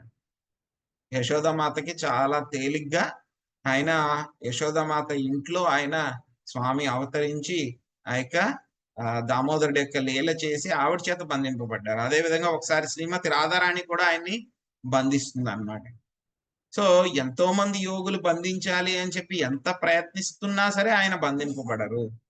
సో ఆయన ఏంటి? భక్త వత్సలుడు ఆయన. సో ఎలా చూపించుకుంటున్నారు ఈ యొక్క భక్త వత్సలత్వాన్ని ఆయన అంటే గనక ఈ శ్లోకంలో చెప్తున్నారు అన్నమాట. సో ఎవరైతే కనుక గృహస్థులు, మాలాంటి గృహస్థులు ఎవరైతే ఉన్నారో, గృహస్థులు అంటే కనుక స్థాయిలో చూస్తే కనుక వాళ్ళు మిగతా వాళ్ళందరికంటే కూడా కొంచెం తక్కువ. సో అయినా సరే వీళ్ళు గృహస్థులు అని చెప్పి ఉపేక్షించకుండా, మమ్మల్ని తక్కువ స్థాయిలో చూడకుండా యొక్క భక్తులం అవ్వటం మూలంగా యొక్క భక్తులని నువ్వు సపోర్ట్ చేయడం కోసము, సో భక్తులకి సహకరించడం, భక్తుల పక్షం వహించడం కోసం నువ్వు మా యొక్క ఇళ్లల్లో నువ్వు అవతరిస్తున్నావయ్యా, ఎంత గొప్పవాడివి అని చెప్పేసి ఆయన చెప్తున్నారు అన్నమాట. సో భక్తుల గృహంలో ఆయన అవతరించడానికి వెనుకాడరు. వాళ్ళు ఏంటంటే కనుక యొక్క యోగాభ్యాసం ఇలాంటివి ఏమీ చేయరు. వాళ్ళు కేవలం భక్తి మాత్రమే చేస్తూ ఉంటారు. భక్తి మాత్రమే చేస్తున్నంత మూలంగానే ఆయన భక్తుల యొక్క ఇళ్లలో ఆయన అవతరించడానికి వెనుకాడరు. సో ఈ యొక్క భక్తియుత సేవ అనేటువంటిది, దాని యొక్క ఉన్నతత్వము ఎంత మహిమైనటువంటిది, దాని గురించి యొక్క గొప్పతనాన్ని చెప్తున్నారన్నమాట. ఈ యొక్క భక్తియుత సేవ అనేటువంటిది ఏంటంటే కనుక మిగతా అన్ని యోగాభ్యాసాల కంటే కూడా చాలా ఉన్నతమైనటువంటిది అన్నమాట. ఇన్ఫాక్ట్ చెప్పాలంటే గనక వేరే యోగాభ్యాసాల్లో కూడా ఈ యొక్క భక్తి అనేటువంటిది కొంచెం యాడ్ అవ్వకపోతే గనక వాళ్ళకి యొక్క యోగాభ్యాసాల్లో వాళ్ళ యోగాభ్యాసంలో వాళ్ళకి సక్సెస్ విజయం అనేటువంటిది వాళ్ళు సాధించలేరు అనమాట. అందుకే స్వామి ఏం చెప్పారు 6వ అధ్యాయం చివరిలో చెప్తారు, యోగి నామపి సర్వేషాం మద్గతేనాంతరాత్మనః. సో మొత్తం యోగులందరిలో కూడా శ్రేష్టమైనటువంటి యోగి ఎవరు? భక్తి యోగి.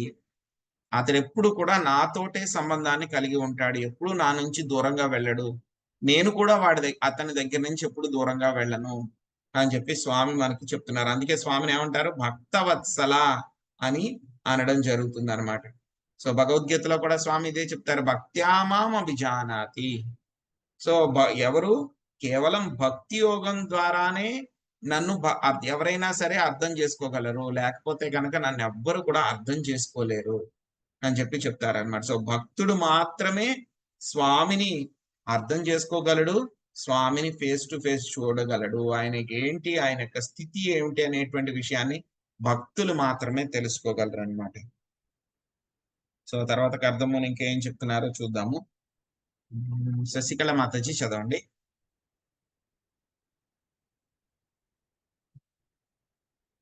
ముప్పై శ్లోకం మాతాజీ.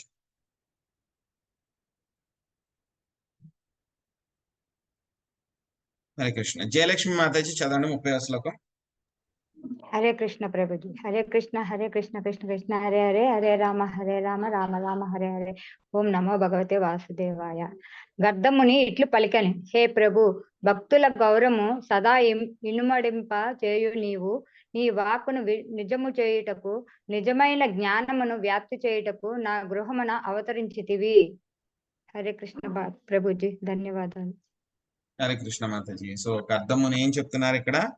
సో మీ యొక్క భక్తుల యొక్క గౌరవాన్ని పెంచడం కోసము, ఇనువడింపడం కోసము, అదే విధంగా నీ యొక్క మాట ఏదైతే కనుక నువ్వు నాకు వాగ్దానం చేసావో, ఇంతకు ముందు మీరు చెప్పారో ఆ విధంగా ఏం చేశారు? జ్ఞానాన్ని అంతా కూడా ప్రపంచానికి ఇవ్వడానికి నా యొక్క గృహాన్ని మీరు అవతరించారు. ఆయన కారణాలు చెప్తున్నారు అన్నమాట. మీరు ఎందుకు, ఆయనకు అవతారం యొక్క ఉద్దేశం ఏమిటి, ఎందుకు ఆయన ఈ విధంగా చేశారనేటువంటి చెప్తున్నారు. నేను కేవలం గృహస్థుణ్ణే, నేను గృహస్థుణ్ణే, అయినా సరే మా ఇంట్లో మీరు అవతరించారు. ఎందుకు అవతరించారు అంటే కనుక ఇంతకు ముందు స్వామి ఆయనకి చెప్పారనమాట. సో ఏం చెప్పారు ఆయనకి? మనం చూసే ఇంతకు ముందు అధ్యాయాల్లో అన్నమాట.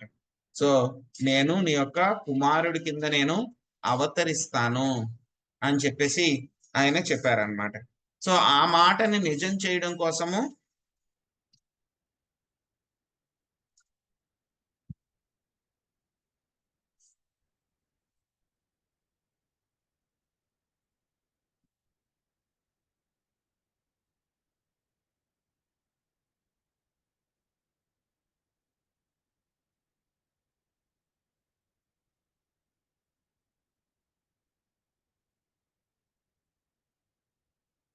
కర్దమ్ముని ఆ మాటని నిజం చేయడం కోసము ఆయన అవతరించడం జరిగింది. సో ఇంకొక కారణం ఏం చెప్తున్నారు? యొక్క సాంఖ్యయోగం ఏదైతే జ్ఞానం ఉందో ఆ యొక్క జ్ఞానాన్ని అంతా కూడా విస్తరింప చేయడానికి నువ్వు అవతరించావయ్యా అని చెప్పేసి ఆయన చెప్తున్నారనమాట. సో లక్ష్మీ నాగేశ్వరి మాతాజీ చదవండి 31వ శ్లోకం. హరే కృష్ణ ప్రభు. హే ప్రభు, నీవు భౌతిక రూప రహితుడవు అయినను నీకు అసంఖ్య రూపములు కలవు. నీ భక్తులు పరమ ప్రియములకు అవి నిజముగా దివ్య రూపములే. Hare Krishna Prabhuji. Thank you Prabhuji. So ఏం చెప్తున్నారు? ఆయన యొక్క దివ్యమైనటువంటి రూపాల గురించి మనకి ఈ శ్లోకంలో చెప్తున్నారు. ఏం చెప్తున్నారు కర్దమ్ముని? స్వామి మీకు ఎన్నో రకాలైనటువంటి దివ్యమైనటువంటి రూపాలు ఎన్నో ఉన్నాయి మీకు. సో అటువంటి రూపాల్లో మీరు అవతరిస్తూ ఉంటారు, ఎన్నో అవతారాలు చేస్తూ ఉంటారు. ఆ రూపాలన్నీ కూడా ఎలా ఉంటాయి? భక్తులకి చాలా ఇష్టంగా ఉంటాయి అన్నమాట. ఒక్కొక్క భక్తుడికి ఏంటంటే కనుక అతని ఇష్టం ప్రకారం ఒక్కొక్కళ్ళకి ఒక్కొక్క రూపం అంటే కనుక ఇష్టం ఉంటుంది. కొంతమందికి నరసింహ రూపం అంటే కనుక ఇష్టం ఉంటుంది, కొంతమందికి రాముల వారి యొక్క రూపం అంటే ఇష్టం ఉంటుంది, సో కొంతమందికి కృష్ణుడి రూపం అంటే కనుక ఇష్టం ఉంటుంది. సో అలాగే కొంతమందికి కపిల భగవానుడి యొక్క రూపం అంటే కనుక ఇష్టం ఉంటుంది. సో అలాగా ఒక్కొక్కళ్ళకి ఒక్కొక్క అవతారము ఒక్కొక్క రూపం అంటే కనుక ఇష్టం ఉంటుంది. కానీ వాళ్ళందరికీ కూడా తెలుస్తుంది, భక్తులందరికీ కూడా స్వామి రకరకాలైనటువంటి రూపాల్లో ఆయన అవతరించినా సరే ఆ యొక్క రూపాల్లో విష్ణు తత్వాల్లో ఎటువంటి భేదము కూడా లేదు. అన్ని విష్ణు తత్వాలు కూడా సమానమే. అన్ని విష్ణు తత్వాలు కూడా సమానమే. హనుమంతుల వారికి ఏంటంటే కనుక ఆయనకి తెలుసు యాక్చువల్గా లక్ష్మీపతి అయినటువంటి నారాయణుడు, అదేవిధంగా రామచంద్రుల వారు సీతాదేవి ఇద్దరూ కూడా ఒక్కరే అని చెప్పి తెలుసు అనమాట ఆయనకి.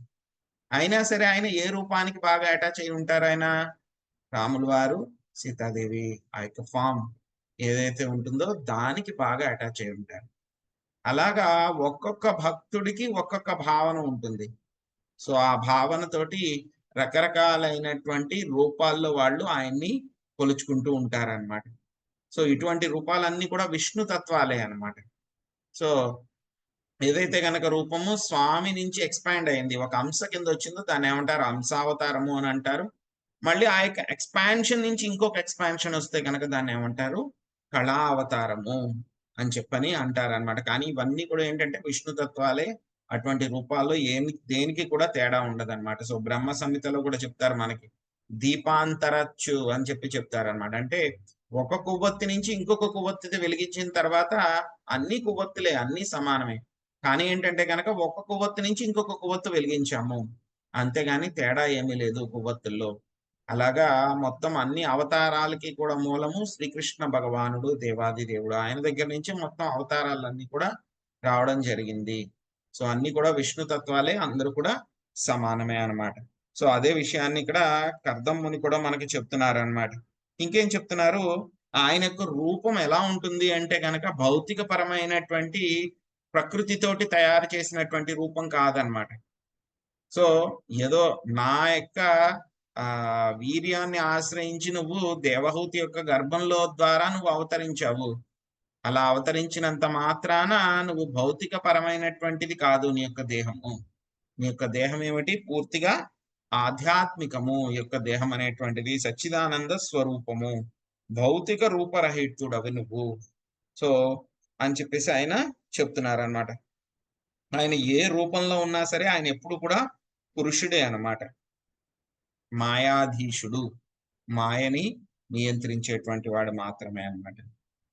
హరే కృష్ణ. మల్లేశ్వరి మాతాజీ మీరు 32వ శ్లోకం ట్రాన్స్లేషన్ చదవండి. ప్రభుజీ నేను చదవనే లేదు ప్రభుజీ. మాతాజీ మీరు 33 చదవండి మాతాజీ. అలాగే మాతాజీ. ప్రభుజీ. ఓ దేవా, నిధి వంటి నీ పాదపద్మములు పరతత్వము నెరుగా కుతూహలము కలిగిన ఋషులచే సర్వదా వందనార్హములై ఉన్నవి. నీవు ఐశ్వర్యమును, వైరాగ్యమును, దివ్య యశస్సును, జ్ఞానమును, బలమును, సౌందర్యమును పూర్ణముగా కలిగి ఉన్నావు. కనుకనే నీ పాదపద్మములకు నేను శరణుజొచ్చుచున్నాను. హరే కృష్ణ ప్రభుజీ. ధన్వత్ ప్రణామం. సో ఈ శ్లోకంలో ఏం చెప్తున్నారు ఆయన? మొత్తము నీ యొక్క పాద పద్మాలు పరతత్వము నెరుగా కుతూహములు కలిగిన ఋషులచే సర్వదా వందనార్హములు. సో ఎప్పుడు కూడా నీ యొక్క పాద పద్మాలు ఎప్పుడు కూడా అవి వందనాలని సమర్పించాలి. మొత్తం నువ్వు 6 రకాలైనటువంటి ఐశ్వర్యాలని కూడా పూర్తిగా పరిపూర్ణంగా కలిగి ఉన్నావు నువ్వు. సో కాబట్టి నీ యొక్క పాద పద్మాలకి నేను నమస్కరిస్తున్నాను అని చెప్పేసి ఈ యొక్క శ్లోకంలో చెప్తున్నారు అన్నమాట. సో ఇదే విధంగా చూస్తే గనక అర్జునుడు కూడా ఇదే విధంగా ఆయన నమస్కరించారు, ఆయనకి శరణు పొందారనమాట. మన్మనాభవ మద్భక్తో. సో ఆయన ఏం చెప్పారు? సో ఎవరైనా సరే వాళ్ళకి పరిపూర్ణత కావాలి అంటే కనుక వాళ్ళు ఏం చేయాలి? భక్తుడు అవ్వాలి. స్వామి చెప్పారు, చివరి ఇన్స్ట్రక్షన్ చెప్పారు 9.34లో అన్నమాట. సో ఏం చెప్పారు? మన్మనాభవ మద్భక్తో మధ్యాజీమాం నమస్కురు అని చెప్పారు. సో నువ్వు పరిపూర్ణత సాధించాలి ఎప్పుడు అంటే కనుక ఏం చేయమన్నారు? ఎప్పుడు కూడా నా గురించి ఆలోచిస్తూ ఉండు, నా యొక్క భక్తుడు అవ్వు, నన్ను అర్చించుము, నాకు నమస్కారాలు వందనాలు అర్పించు. సో ఈ విధంగా చేయడం మూలంగా ఏమవుతావు? నువ్వు నన్ను పొందగలవు అని చెప్పి స్వామి చెప్పారన్నమాట. అదేవిధంగా కర్దమ్ముని కూడా ఏం చేస్తున్నారు? నువ్వు మొత్తం 6 రకాలైనటువంటి ఐశ్వర్యాలని కూడా పరిపూర్ణంగా కలిగి ఉన్నావయ్యా. సో నీ యొక్క పాద పద్మాలు ఎంతో మంది గొప్ప గొప్ప ఋషులు అందరికీ కూడా అవి ఏంటవి అర్చించదగినటువంటివి. కాబట్టి నీ యొక్క పాద పద్మాల యొక్క శరణు తీసుకుంటున్నాను నేను. నీ యొక్క పాద పద్మాలను నేను ఆశ్రయిస్తున్నాను, వాటి యొక్క శరణు తీసుకుంటున్నాను అని చెప్పేసి ఇక్కడ ప్రార్థిస్తున్నారు అన్నమాట. స్వామికి ఆ యొక్క పాద పద్మాల్లో ఎంతటి ఆనందం ఏముంది యొక్క పాద పద్మాల్లో అని చెప్పి స్వామి ఏం చేస్తారు, వటపత్ర సాయి కింద వచ్చినప్పుడు చిన్న పిల్లవాడి కింద ఆయన కాలు నోట్లో పెట్టుకుని ఆ యొక్క పాదాల నుంచి ఏమొస్తుంది అని చెప్పి చూడడానికి ఆయన ప్రయత్నిస్తూ ఉంటారు అనమాట వటపత్ర సాయి కింద. సో మార్కండేయ ఋషికి ఆయన ఆ విధంగా వటపత్ర సాయి మీద ప్రళయ జలాల్లో ఆయన దర్శనమిస్తారనమాట. స్వామి యొక్క పాదాల్లో అంతటి రసం అన్నమాట, అంతటి ఆనందం ఉంటుంది అనమాట. అందుకే భక్తులందరూ కూడా ఏం చేస్తారు, ఆ యొక్క పాదాలను ఎప్పుడు కూడా వదిలిపెట్టరు. యోగులందరూ కూడా ఆ యొక్క పాద పద్మాల మీద ఎప్పుడు కూడా ధ్యానం చేస్తూ ఉంటారన్నమాట. లక్ష్మీదేవి కూడా ఎప్పుడు కూడా స్వామి యొక్క పాదాలని ఎప్పుడు కూడా వదిలిపెట్టి వెళ్ళడానికి ఎప్పుడు కూడా ఇష్టపడదన్నమాట. ఎప్పుడు స్వామికి సేవ చేస్తూనే ఉంటుంది. ఒక్క క్షణం కూడా ఆ పాదాలను వదిలిపెట్టి వెళ్ళడానికి ఇష్టపడదన్నమాట. లక్ష్మీదేవిని ఏమంటారు, చెంచల అన్నమాట ఆవిడ. అంటే కనుక ఎప్పుడు కూడా ఆవిడ స్థిరంగా ఒక చోట ఉండరు. కానీ అటువంటి ఆవిడ కూడా స్వామి యొక్క పాదాలని వదిలిపెట్టి ఎప్పుడు ఒక్క క్షణం కూడా వదిలిపెట్టి వెళ్ళడానికి ఇష్టపడదు అనమాట. ఎప్పుడు కూడా స్వామి యొక్క పాదాలని ఆవిడ అంటిపెట్టుకుని ఉంటుంది అనమాట. అంతటి ఆనందము, అంతటి పెర్ఫెక్షన్ అనుభూతి స్వామి యొక్క పాద సేవ ద్వారా వస్తుంది అనమాట. సో కాబట్టి కర్దమ ముని కూడా ఏం చేస్తున్నారు ఇక్కడ, నేను యొక్క పాదాల యొక్క ఆశ్రయం తీసుకుంటున్నానయ్యా అని చెప్పి చెప్తున్నారు అనమాట. 33వ శ్లోకం చదవండి శశికళ మాతాజీ. హరే కృష్ణ ప్రభుజీ, ప్రణామాలు. స్వచ్ఛంద శక్తి పూర్ణుడును దివ్యుడును పరమ పురుషుడును మహాతత్వమునకు మరియు కాలమునకు ప్రభువును త్రిగుణ భరితమగు విశ్వములన్నింటి పోషకుడును ప్రళయము పిమ్మట సమస్త వ్యక్తీకరణలను తన ఎందు నిలుపుకొని వాడును అగు కపిల రూపమున అవతరించిన భగవానునికి నేను శరణము నొందుచున్నాను. హరే కృష్ణ ప్రభుజీ, ధన్యవాదాలు. హరే కృష్ణ మాతాజీ. స్వామి యొక్క విభూతులు ఏవైతే ఉన్నాయో వాటిని అన్నిటినీ కూడా మనకి ఈయన చెప్తున్నారు అనమాట. ఆయన యొక్క శక్తులు ఏవైతే ఉన్నాయో, సో ఏంటి ఆ యొక్క శక్తి ఏమిటి అంటే కనుక ఆయన స్వతంత్రంగానే సర్వశక్తిమంతుడు. స్వతంత్రంగానే సర్వశక్తిమంతుడు. ఆయన యొక్క శక్తి కోసం అని చెప్పేసి ఎవరి మీద కూడా ఆయన ఆధారపడాల్సినటువంటి అవసరం లేదు. ఇంకా చెప్పాలంటే గనక మొత్తం శక్తులన్నీ కూడా ఆయన మీదే ఆధారపడి ఉన్నాయి, ఆయన యొక్క నియంత్రణలోనే ఉన్నాయి. మొత్తం అన్ని కూడా శక్తులన్నీ కూడా ఆయన మీదే ఆధారపడి ఉన్నాయి. సో ఆయన యొక్క పర్మిషన్ లేకుండా ఏ శక్తి కూడా ఏ పని కూడా చేయదు.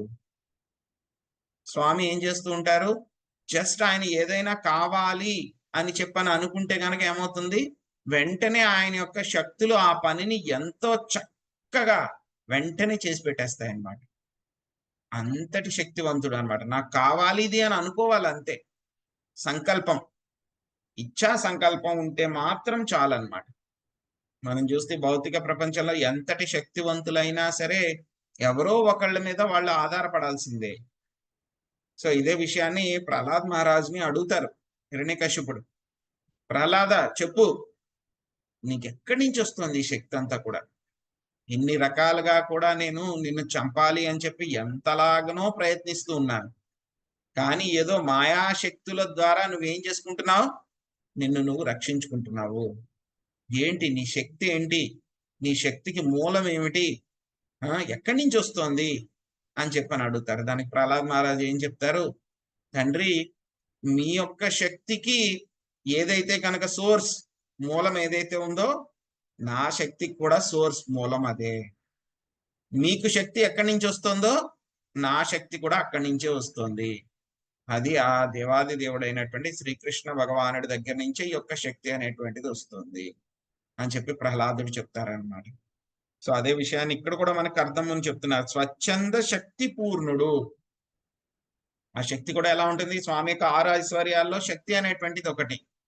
స్వచ్ఛందంగా ఆయనకి శక్తి ఉంటుంది. సో కొంతమంది చెప్తారనమాట, మాయావాదులు చెప్తారు, నేనేంటంటే కనుక ఈ భౌతిక ప్రపంచంలో నేను కష్టాలు అనుభవిస్తున్నాను, ఒప్పుకుంటాను, కానీ ఏంటంటారు అది కూడా నా యొక్క లీల, నా పాస్ట్ టైం. ఇప్పుడు ఏంటంటే కనుక నేను యోగాభ్యాసం చేయలేదు, సో కాబట్టి ఏం చేశాను, నా యొక్క శక్తులన్నీ కూడా నేను మర్చిపోయాను.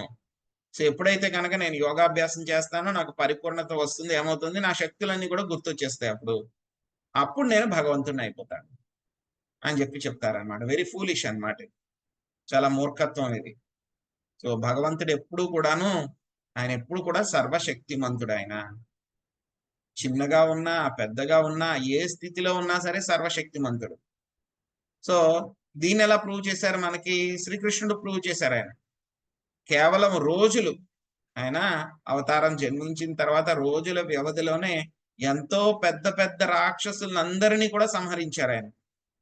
పూతనని, శకటాసురుణ్ణి, తృణావర్తుణ్ణి, ఇంకా చాలా మంది రాక్షసులు, రకరకాలైనటువంటి రాక్షసులు అందరూ కూడా వచ్చారు. చిన్న పిల్లవాడు ఇంకా నడక కూడా మొదలు పెట్టలేదు, పాకడం కూడా మొదలు పెట్టలేదు, అప్పుడే అటువంటి పెద్ద పెద్ద రాక్షసులందరినీ కూడా సంహరించారు. మరి ఏమన్నా శ్రీకృష్ణ భగవానుడు ఏమైనా యోగాభ్యాసం చేశారా, గురువు గారి దగ్గరికి వెళ్ళి ఏమైనా నేర్చుకున్నారా? వెళ్ళారు ఆయన ఈ సందీప్ ముని దగ్గరికి, తర్వాత వెళ్ళారు ఆయన 14 సంవత్సరాల వయసు వచ్చిన తర్వాత అప్పుడు వెళ్ళారు, కంసుని చంపిన తర్వాత. మరి ఎక్కడ నేర్చుకున్నారు ఆయన ఈ విద్యలన్నీను? ఎవరైనా నేర్పారా ఆయనకి? ఎవరి దగ్గర నుంచి అయినా నేర్చుకున్నారా ఆయన? లేదు, ఆయన నేర్చుకోవాల్సిన అవసరం లేదు. ఆయన బాల రూపంలో ఉన్నా, ఏ రూపంలో ఉన్నా, ఏ అవతారం తీసుకున్నా సరే ఆయన సంపూర్ణ శక్తివంతుడు. ఆయన శక్తులు ఎప్పుడు కూడా ఆయన యొక్క అధీనంలోనే ఉంటాయి. ఏం పని చేయమంటారు అని చెప్పి చేతులు కట్టుకుని రెడీగా ఉంటాయి అన్నమాట. సంపూర్ణ శక్తివంతుడు, అందరి శక్తికి కూడా, ఇన్ఫాక్ట్ మనందరి యొక్క శక్తికి కూడా మూల కారణము ఆయనే అన్నమాట. తర్వాత ఇంకేం చెప్తున్నారు ఆయన్ని, ఇంకొకటి, నువ్వు చాలా దివ్యుడవి, నువ్వు చాలా దివ్యుడవి, ట్రాన్సెండెంటల్ అని చెప్తున్నారు. అదే విధంగా ఉత్తమ దేవాది దేవుడవి, పురుషుడవి, నిజమైనటువంటి పురుషుడవి, నువ్వు నిజమైనటువంటి పురుషుడవి అని చెప్పి చెప్తున్నారు. ఇంకేం చెప్తున్నారు, మొత్తము యొక్క త్రిగుణ భరితాలైనటువంటి యొక్క విశ్వాలనన్నింటినీ కూడా నువ్వే పోషిస్తున్నావయ్యా. లోకపాలం, మొత్తం అన్ని రకాలైనటువంటి లోకాల్ని అన్నిటినీ కూడా ఆయనే పాలిస్తూ ఉన్నాడు, అన్నింటికీ కూడా ఆయనే యజమాని. ఇంకేం చెప్పారు మనకి, నిత్యో నిత్యానాం, నిత్యులైనటువంటి జీవులందరికీ కూడా ప్రధాన నిత్యుడు ఆయనే. ఆయన మీద అందరూ ఆధారపడి ఉన్నారు, ప్రతిదీ కూడా ఆయన మీదే ఆధారపడి ఉంది. ఆయన ఎవరి మీద కూడా ఆయన ఆధారపడి లేడు. అసమ ఊర్ధ్వ, ఆయన కంటే కూడా సమానంగా ఉన్న వాళ్ళు ఎవరూ లేరు, ఆయన కంటే ఎక్కువ ఉన్నటువంటి వాళ్ళు కూడా ఎవరూ లేరు. చాలా మంది ఏంటారు, గాడ్ ఈజ్ గ్రేట్ అంటారు. బట్ ఏంటి ఆ గ్రేటు, ఎంత గ్రేటు అంటే గనక మనకి శాస్త్రాలు, భగవద్గీత చదివితే మనకి తెలుస్తుంది అన్నమాట. తర్వాత ఇంకేం చెప్తున్నారు, ఈ యొక్క ప్రకృతి త్రిగుణాలకి కూడా నువ్వే అధిపతివి, మొత్తం త్రిగుణాలన్నీ కూడా నీ యొక్క నియంత్రణలోనే ఉన్నాయి. మయాధ్యక్షేణ ప్రకృతి శ్రూయతే సచరాచరం హేతునానేన కౌంతేయ జగద్ విపరివర్తతే. సో మొత్తం యొక్క ప్రకృతి అంతా కూడా నా యొక్క అధ్యక్షతలోనే మొత్తము ఇదంతా కూడా పని చేస్తూ ఉంది. జీవులందరూ కూడా ఏమిటి, యొక్క స్వామి యొక్క అంశలే అయినా సరే మనం స్ఫులింగాలు కాబట్టి ఎప్పుడైతే కనుక భౌతిక ప్రపంచంలో యొక్క కల్మషాలకి లోనయ్యామో మనం ఏం చేస్తున్నాము, ఆ యొక్క మాయ నియంత్రణలోకి వెళ్ళిపోయాము. కానీ స్వామి ఎప్పుడు కూడా ఆ యొక్క మాయ నియంత్రణలోకి వెళ్ళడం అనేటువంటిది ఉండదు. అదే విధంగా స్వామి యొక్క మహత్తత్వం ఏదైతే ఉందో దానికి కూడా ఆయనే మూలము. మహత్తత్వం అనేటువంటిది ఆయన యొక్క శక్తి, అదే విధంగా యొక్క కాలం అనేటువంటిది కూడా ఆయన యొక్క శక్తి అన్నమాట. ఈ యొక్క కాలం అనేటువంటిది చాలా చాలా బలమైనటువంటి శక్తి అన్నమాట. మనం చూస్తాం చరిత్రలో ఎంతో గొప్ప గొప్ప సామ్రాజ్యాలు, ఎంతో గొప్ప గొప్ప రాజులు ఎవరైతే ఉన్నారో వాళ్ళు ఏమనుకున్నారు, ఐఎమ్ ఇన్విన్సిబుల్, ఎవ్వరు కూడా నన్ను ఓడించలేరు అని అనుకున్నారు. అటువంటి ఎంతో గొప్ప గొప్ప వాళ్ళందరూ కూడా ఏమయ్యారు, నాశనం అయిపోయారు. హిరణ్యకశిపుడు ఏమనుకున్నాడు, ఐఎమ్ ఇన్విన్సిబుల్, ఎవ్వరు కూడా హిరణ్యకశిపుడు ముందు నిలబడలేకపోయారు. గొప్ప గొప్ప ఋషులు, మునులు అందరూ కూడా, ఒక బ్రహ్మదేవుడు, విష్ణు భగవానుడు, శివుడు, పరమశివుడు, వీళ్ళు ముగ్గురు తప్పితే మిగతా వాళ్ళందరి మీద కూడా నియంత్రణ వచ్చేసింది హిరణ్యకశిపుడికి. కానీ ఏమైంది, కాల ప్రభావము. ఎప్పుడైతే గనక స్వామి నరసింహదేవి కింద వచ్చారో ఒక్క క్షణంలో ఏం చేశారు, హిరణ్యకశిపుని సంహరించి వాటిని అన్నిటినీ కూడా నాశనం చేసేసారు. సో కాలం అనేటువంటిది చాలా శక్తివంతమైనటువంటిది. ఇక్కడ ఏం చెప్తున్నారు? కాలానివి కూడా నువ్వేనయ్యా. ఇంకా ఏం చెప్తున్నారు ఆయన? ఫుల్లీ కాగ్నిజెంట్, మొత్తం అన్ని కూడా నీకు తెలుసు. ఈ భౌతిక ప్రపంచంలోనే కాదు, ఆధ్యాత్మిక ప్రపంచంలో కూడా ఎక్కడ ఏమి జరుగుతుంది అనేటువంటి విషయం ఆయనకి తెలుసు. సో ఆయన ఏమంటారు? మనందరి యొక్క హృదయాల్లో కూడా ఆయనే ఉన్నారు. సర్వస్య చాహం హృది సన్నివిష్టో మత్త స్మృతిర్ జ్ఞానం అపోహనం చ వేదైశ్చ సర్వైరహమేవ వేద్యో వేదాంత కృత్ వేద విదేవ చాహం. సో మొత్తం అందరి యొక్క హృదయాల్లో కూడా పరమాత్మ కింద ఉన్నటువంటి వాడిని నేనే. ఇంకేం చెప్తున్నారు ఆయన? అందరికీ కూడా యొక్క మరుపుని, జ్ఞాపక శక్తిని కూడా ఇచ్చేటువంటి వాడిని నేనే. జ్ఞాపక శక్తి. సో మనం ఏం చేస్తూ ఉంటాం? ఒక్కొక్కసారి కొన్ని విషయాలు మనం మర్చిపోతూ ఉంటాం, కొన్ని విషయాలు ఒక్కొక్కసారి మనకి గుర్తుంటాయి, ఒక్కొక్కసారి అవన్నీ కూడా సడన్ గా గుర్తుకొస్తూ ఉంటాయి. ఎప్పుడో జరిగిన విషయాలు, ఓ పలానా విషయం చెయ్యాలి ఏదో అని అనుకుంటాం, మర్చిపోతాం, ఒకసారి సడన్ గా గుర్తుకొస్తుంది. ఎలా వస్తుంది? ఎలా గుర్తుకొస్తుంది మనకి? స్వామి ద్వారా వస్తుంది. సర్వస్య చాహం హృది సన్నివిష్టో మత్త స్మృతి జ్ఞానం అపోహనం చ. యొక్క స్మృతి ఏదైతే ఉందో దాన్ని అపోహనం, మర్చిపోవడం, ఆ రెండు కూడా నా వల్లనే వస్తూ ఉన్నాయి. ఆ రెండు కూడాను మర్చిపోవడము, గుర్తుపెట్టుకోవడం అన్నమాట. యాక్చువల్గా ఒక్కొక్కసారి మర్చిపోవడం అనేటువంటిది కూడా చాలా మంచిదే అన్నమాట. మనం అనుకుంటాం మర్చిపోవడం అనేటువంటిది అది మంచిది కాదు అని అనుకుంటాం అన్నమాట. సో ఎలా అంటే కనుక జీవుడు కూడా ఏదైతే కనుక ముందు జన్మల్లో ఏవైతే కనుక చెడ్డ పనులు చేశాడు, ఏ బాధలు అనుభవించాడు, నరకంలో ఏ బాధలు అనుభవించాం మనం, అవన్నీ కూడా మనకు గుర్తున్నాయా? గుర్తులేవు అవన్నీ కూడా. ఎందుకు గుర్తులేవు?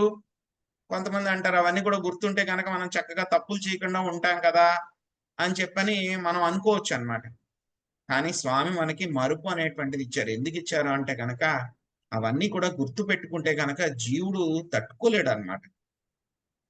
ఆ నరకంలో ఏ బాధలు అనుభవించాం, ఇంతకు ముందు నేను ఎన్ని పాపాలు చేశాను, ఎంతమందిని ఈ విధంగా చేశా, మోసం చేశా, ఏ శరీరాల్లో, కుక్క శరీరంలో నేను ఏ విధంగా బిహేవ్ చేశాను, పంది శరీరంలో ఏ విధంగా చేశాను అంటే కనుక ప్రస్తుతం ఉన్నటువంటి శరీరంలో అవన్నీ కూడా గుర్తుకొస్తే కనుక మనం తట్టుకోలేము అనమాట. అందుకని స్వామి ఏం చేస్తారు? ఆ ముందు జన్మల్లో ఏమేం చేశామో అనేటువంటివన్నీ కూడా ఆయన మర్చిపోయేలా చేస్తారు. సో జీవుడు అనుకుంటాడు అనమాట ఒక్కొక్కసారి, నేను ఎన్ని పాపాలు చేసేసినా నేను మర్చిపోయాను కాబట్టి నాకు వాటి లెక్క ఫలితాలు రావు అని అనుకుంటారు. కానీ అది కుదరదు అనమాట. స్వామి ఎప్పుడు కూడా మనందరితోటి పరమాత్మ కింద ఉండి సాక్షిభూతుడి కింద మనతో పాటు ఉంటారు. నువ్వు పాపం చేసి నువ్వు మర్చిపోయినా సరే ఆ యొక్క ఫలితాన్ని నువ్వు అనుభవించాల్సిందే. ఎందుకంటే కనుక స్వామి రిజల్ట్ ఇస్తారు దానికి. అదేవిధంగా ఆయనకి సేవ చేసి నువ్వు మర్చిపోయావు అనుకో, ఆ విషయాన్ని కూడా ఆయన గుర్తుపెట్టుకుంటారు. గుర్తుపెట్టుకుని ఆ సేవ చేసిన దాన్ని బట్టి ఇంకా నెక్స్ట్ లెవెల్లో నేను ఎలా ముందుకు తీసుకురావాలి అని చెప్పి దాన్ని కూడా ఆయన గుర్తుపెట్టుకుంటారండి. సో ఆ విధంగా మొత్తం ఆయనకి అంతా కూడా ఆయనకి తెలుస్తుంది అనమాట. మనం మర్చిపోవచ్చు. సో ఇదే విషయాన్ని మనకి భగవద్గీతలో కూడా అడిగారు స్వామి. అర్జునుడు అడిగారు అనమాట, సూర్య భగవానుడికి మీరు భగవద్గీత చెప్పాను అని చెప్పి చెప్తున్నారు, ఇక దివ్యమైనటువంటి జ్ఞానము. సూర్యుడైతే కనుక జన్మతః నీకంటే చాలా ముందు అయినటువంటి వాడు, మరి ఆయనకి మీరు చెప్పారంటే కనుక నేను ఎలా అర్థం చేసుకోవాలి అంటే కనుక స్వామి చెప్తారు. ఏం చెప్తారు అర్జునుడికి? అర్జున, నువ్వు నేను కూడా ఎన్నో ఎన్నో జన్మలు తీసుకున్నాము, అవన్నీ కూడా నాకు గుర్తున్నాయి. కానీ ఏంటంటే కనుక అవన్నీ కూడా నీకు గుర్తులేవు. ఎప్పుడైతే కనుక నేను నీకు జ్ఞాపక శక్తి ఇస్తానో అప్పుడు మాత్రమే నువ్వు గుర్తు పెట్టుకోగలవు వాటిలన్నిటినీ కూడా, లేకపోతే గుర్తు చేసుకోగలవు అని చెప్పి చెప్తారనమాట. ఒక్కొక్కసారి భక్తుల మీద కరుణతోటి ఆయన ఏం చేస్తారో అంతకు ముందు ఉన్నటువంటి జన్మలో జరిగిన విషయాలు కూడా ఆయనకి వాళ్ళకి గుర్తుండేలాగా చేస్తారనమాట. చూస్తాం మనం భరత మహారాజు ఏం చేస్తారు, ఆయనకి ఆ యొక్క యోగాభ్యాసం పూర్తి అవ్వలేదు కాబట్టి జింక మీద ఆయన ఇష్టంతో శరీరాన్ని వదిలిపెట్టినా సరే స్వామి ఏం చేశారు, ఆ యొక్క జ్ఞాపక శక్తిని ఇచ్చారు భరత మహారాజుకి.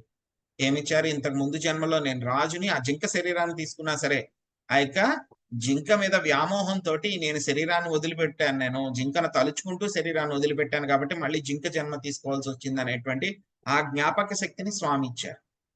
మళ్ళీ ఆ జింక జన్మ అయిన తర్వాత జడభరతుడి కింద వచ్చినప్పుడు కూడా మళ్ళీ ఆయన జ్ఞాపక శక్తి ఇచ్చారు. ఇంతకు ముందు జన్మలో నేను వృషభదేవుడి యొక్క కుమారుణ్ణి, తర్వాత నేను జింక జన్మను తీసుకోవాల్సి వచ్చింది, ఇప్పుడు నేను మళ్ళీ మానవ జన్మ తీసుకున్నాను అని చెప్పేసి ఆ యొక్క జ్ఞాపక శక్తి అంతా కూడా ఆయన ఇచ్చారు. ఇవ్వబట్టే ఆయనకు గుర్తుందన్నమాట.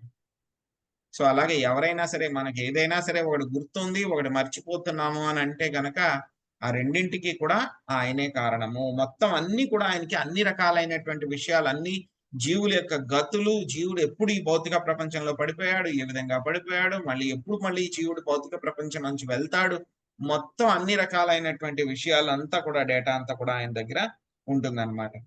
సో అదే విధంగా ఇంకా ఏం చెప్తున్నారు, యొక్క యూనివర్స్, ఈ యొక్క విశ్వాలు ఏవైతే ఉన్నాయో వాటినన్నిటినీ కూడా, అవన్నీ కూడా త్రిగుణాల యొక్క నియంత్రణలో ఉన్నాయి, యొక్క భౌతిక ప్రపంచంలోని విశ్వాలన్నీ కూడాను. సో వాటినన్నిటిని కూడా పోషించేవాడివి నువ్వేనయ్యా, అన్నిటిని కూడా పోషించేటువంటి వాడివి నువ్వే అని చెప్తున్నారు. ఆ తర్వాత ఇంకేం చెప్తున్నారు, మొత్తం యొక్క విశ్వాలన్నీ కూడా ఎప్పుడైతే కనుక ఆ యొక్క ప్రళయం వస్తుందో, ప్రళయ జలాల్లో కూడా అంతా మునిగిపోయిన తర్వాత అంతా నాశనం అయిపోతుందో, మొత్తం అన్ని కూడా మళ్ళీ వెళ్ళి నీలోనే ఇవన్నీ కూడా కలిసిపోతాయి, మొత్తం అన్ని కూడా నీలోనే కలిసిపోతాయి, జీవులందరూ కూడా మళ్ళీ నీలోకే వెళ్ళిపోతారు.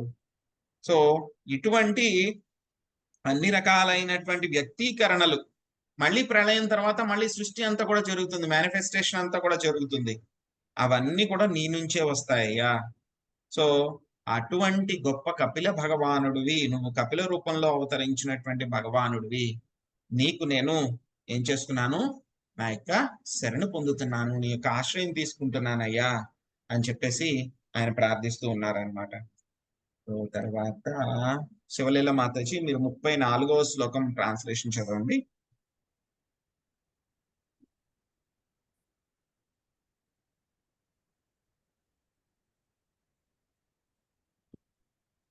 చదవమంటారా ప్రభుజీ? చదవండి మాతాజీ. జీవపతియగు నేనొకటి కోరుచున్నాను, పితృరుణము నుండి నీచే ముక్తుడైనందున మరియు నా అభీష్టములన్నీను ఈడేరినందున నేను సన్యాసాశ్రమమును స్వీకరింపదలుచుచున్నాను. ఈ గృహస్థ జీవనమును త్యజించి శోకదూరుడనై నిన్నే హృదయమునందు సదా తలుచుచు నేను సర్వత్రా చరింపగోరుచున్నాను. గోరుతున్నా. హరే కృష్ణ ప్రభు, ధన్యవాదాలు. హరే కృష్ణ. సో ఇవన్నీ కూడా చెప్పి స్వామిని చక్కగా పొగిడిన తర్వాత ఆయన తన యొక్క కోరికని స్వామి ముందు ఉంచుతున్నారన్నమాట, పర్మిషన్ ఇవ్వండి అని చెప్పేసి. ఎందుకంటే కనుక కపిల భగవానుడు ఆయన యొక్క కుమారుడే అయినా సరే ఆయనకి తెలుసు ఆయన యొక్క స్థితి ఏమిటి, దేవాది దేవుడు అని చెప్పి తెలుసు కాబట్టి సో ఆయన్ని పర్మిషన్ అడుగుతున్నారన్నమాట. ఏంటి, ఇక సన్యాసాశ్రమంలో వెళ్ళడానికి. సో నేను ఒకటి కోరుతున్నానయ్యా, పితృరుణం నుంచి కూడా నేను విముక్తున్నయ్యాను, నా కోరికలన్నీ కూడా తీరిపోయినాయి కాబట్టి నేను సన్యాసాశ్రమం తీసుకుందామని అనుకుంటున్నాను. సో కాబట్టి నన్ను యొక్క ఎప్పుడు కూడా నిన్నే తలుచుకుంటూ, యొక్క కష్టాలు ఏవైతే ఉన్నాయో, శోకాలు ఏవైతే ఉన్నాయో వాటి నుంచి దూరంగా ఉంటూ, ఈ యొక్క గృహస్థ జీవనాన్ని వదిలిపెట్టి నేను సన్యాసాన్ని తీసుకుని అన్ని చోట్ల కూడా ఎటువంటి బాధలు లేకుండా నిన్నే తలుచుకుంటూ తిరుగుతూ ఉండాలి అని చెప్పని అనుకుంటున్నాను అని చెప్పి ఆయన యొక్క కోరికని ఆయన వెల్లడించారనమాట. సో ఇక్కడ ఒక ప్రశ్న వస్తోంది అనమాట. సో ఏంటి ఆ యొక్క ప్రశ్న, అందరూ కూడా ఏం చేస్తూ ఉంటారు, యొక్క సన్యాసం తీసుకున్నా, ఈ యొక్క భక్తి తీసుకున్నా, ఏది చేసినా సరే అందరి యొక్క గమ్యం ఏముంటుంది, భగవంతుడిని చేరుకోవాలి, ఆయన్ని పొందాలి. కానీ ఏంటి ఇక్కడ కర్దమ మునికి వాళ్ళ ఇంట్లోనే భగవంతుడు అవతరించారు, వాళ్ళ ఇంట్లోనే అవతరించారు ఆయన. మరి అలాంటప్పుడు ఆయన వాళ్ళ ఇంట్లోనే భగవంతుడు ఉన్నప్పుడు ఆయన్ని వదిలిపెట్టేసి ఈయన మళ్ళీ ఎక్కడికో వెళ్ళడం ఎందుకు, ఎందుకు ఆయన అలా వెళ్తానన్నాడు? ప్రభుజీ వాళ్ళు ఎక్కువగా భగవంతుడి యొక్క భక్తికి సేవనే కోరుకుంటారు ప్రభుజీ. భగవంతుడు ఎదురుగా ఉన్నా కూడా ఆయన సేవే కావాలి అన్న భావనలో ఉంటారు. ఇంట్లో ఉండి కూడా సేవ చేసుకోవచ్చు కదా, ప్రభుజీ ఆయన సన్యాసాశ్రమం తీసుకున్నారు కదా ప్రభుజీ, తనకి ఈ సంసారిక బంధాలని వద్దనేసి వచ్చేస్తున్నారు ప్రభుజీ. హరే కృష్ణ ప్రభు, వర్ణాశ్రమ ధర్మం అందరికీ తెలిపేటట్లు చేయాలి. Okay okay. ఇంకా ఎంతైనా మన ఇంట్లో ఉంటే అంత ఇదిగా చేసుకోలేం ప్రభుజీ, అంత కాన్సన్ట్రేట్ గా. అదే మనం సపరేట్ గా ఉండి మనం వేరుగా ఉన్నప్పుడు మనకి కాన్సన్ట్రేషన్ ఎక్కువ ఉంటుంది, భగవంతుడి మీద ధ్యానాన్ని ఎక్కువ పెట్టచ్చు.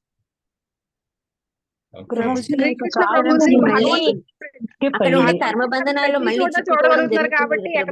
సంసారికంలో ఉంటే తిరిగి మళ్ళీ కర్మ బంధనాలను చిక్కుకోవడం అవుతుంది. అసలు అవన్నీ వద్దు, వాటి నుంచి వెళ్ళిపోవాలన్న భావంతో సన్యాసం తీసుకుంటారు. ప్రభుజీ భగవంతుడిని అని ప్రతి చోట చూడగలుగుతున్నారు కాబట్టి ప్రభుజీ పితృధర్మాన్ని పాటించడానికి. బ్రహ్మదేవుడికి ఆయన మాట ఇచ్చారు కదా, సంసార జీవితంలో ఉండి తర్వాత సన్యాసం తీసుకుంటాను నేను, వచ్చిన వాళ్ళు వచ్చినట్టు సన్యాసం తీసుకుంటున్నారు, సృష్టి ఎలా జరుగుతుందని బ్రహ్మదేవుడు అన్నప్పుడు నేను సృష్టి చేసి తర్వాత సన్యాసం తీసుకుంటాను అని తండ్రి ఆజ్ఞ మేర ఆయన ఇలా తీసుకున్నారు అన్నమాట సన్యాసం అనేది. కపిల్ దేవ్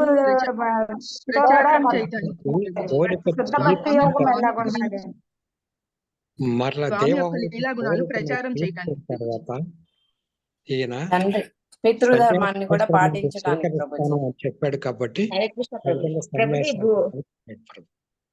ఇది ఇది ఇక్కడ ఉండేది అశాశ్వతం కాబట్టి ప్రభు శాశ్వత లోకానికి. హరే కృష్ణ. Thank you. అందరూ కూడా చక్కగా సమాధానాలు చెప్పారు. So very nice answers.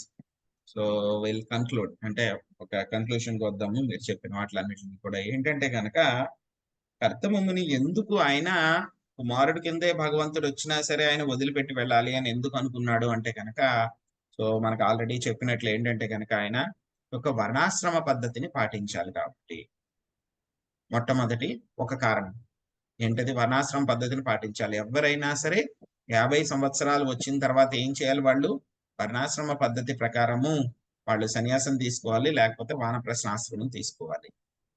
కర్దమ్ముని యొక్క ఆ బాధ్యతలన్నీ కూడా ఇప్పుడు పూర్తయిపోయినాయి. ఆయనకి కుమార్తెలందరికీ కూడా ఆయన ఏం చేశారు, వివాహం చేసేసారు.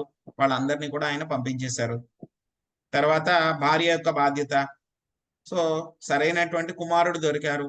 దొరికిన తర్వాత ఏం చేయాలి, ఆ యొక్క భార్యను కావాలంటే కనుక ఆ పెద్ద కుమారుడు యొక్క సంరక్షణలో ఉంచి ఆయన యొక్క భార్య బాధ్యతను కూడా ఆయన చక్కగా నిర్వర్తించారు. ఆయన అది కూడా అయిపోయింది, ఆ బాధ్యత కూడా. ఇంకా కుమారుడి పట్ల ఏముంటుంది, బాధ్యత ఏమీ ఉండదంతా. సో భగవంతుడు ఇంకా ఆయన పట్ల ఏం చేయాల్సిందే ఉంటుంది. సో కాబట్టి ఆయన ఏం చేశారు, యొక్క వర్ణాశ్రమ పద్ధతిని పాటించాలి కాబట్టి ఆయన ఏం చేశారు, యొక్క సన్యాసం తీసుకుంటాను అని చెప్పి స్వామి యొక్క పర్మిషన్ తీసుకున్నారు. రెండవది ఏంటంటే కనుక కర్దమముని ఎక్కువగా ఆయన స్వామికి దాస్య భావంలో ఉన్నారనమాట. దాస్యభావం, సేవ చేయడం, భగవంతుడికి సేవ చేయడం అనేటువంటి భావంలో ఉన్నారు.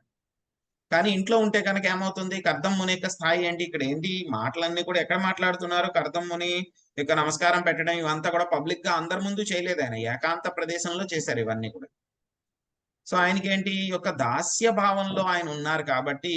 కానీ అందరి ముందు అయితే కనుక ఎలా ఉండాలి, ఆయన వాత్సల్య భావంతో ఉండాలి. తండ్రి కదా, భగవంతుడి యొక్క తండ్రి కదా, ఆయన వాత్సల్య భావంతో ఉండాలన్నమాట. సో కాబట్టి ఈ రెండింటినీ కూడా మిక్స్ చేయడము, యొక్క దాస్య భావాన్ని వాత్సల్య భావాన్ని రెండింటినీ కూడా ఆయనకి యొక్క మిక్స్ చేయడం ఆయనకి ఇష్టం లేదన్నమాట.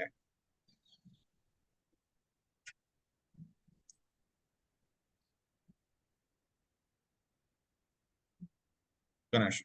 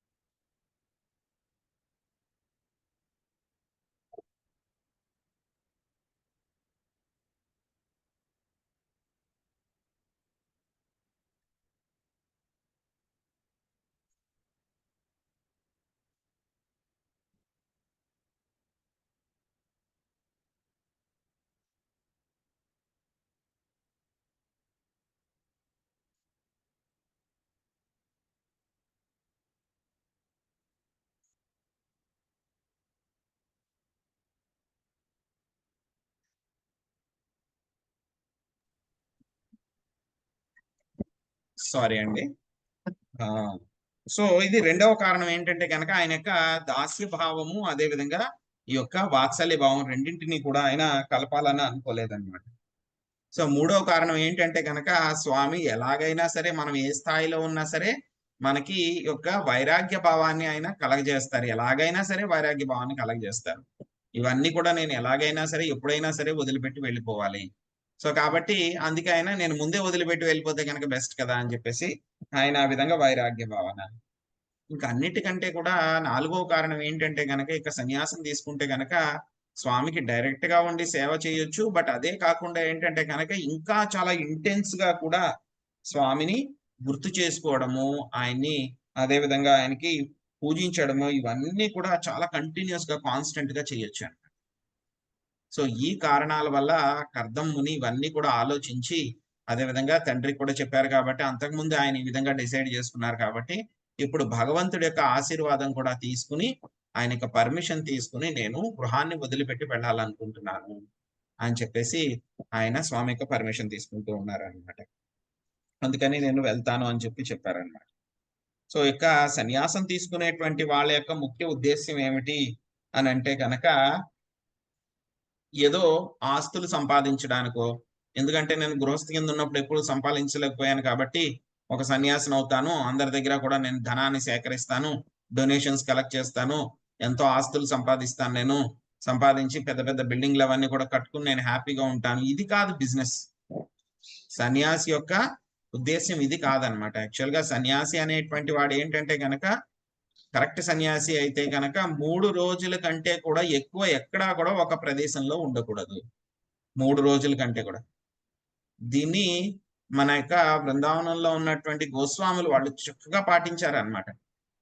వాళ్ళు మొత్తం అన్ని కూడా వదిలిపెట్టేశారు. వాళ్ళు శరీరం మీద ఒక చిన్న గుడ్డముక్క మాత్రం కట్టుకునేవాళ్ళు, ఓన్లీ మధ్యలో వస్త్రం మాత్రం కట్టుకునేవాళ్ళు. వాళ్ళు కౌపింగ్ వాళ్ళు ఎలా ఉండేవారు అని అంటే కనుక, అడవిలో ఒక్కొక్క రోజు ఒక్కొక్క చెట్టు తొర్రలో ఉండేవారంట.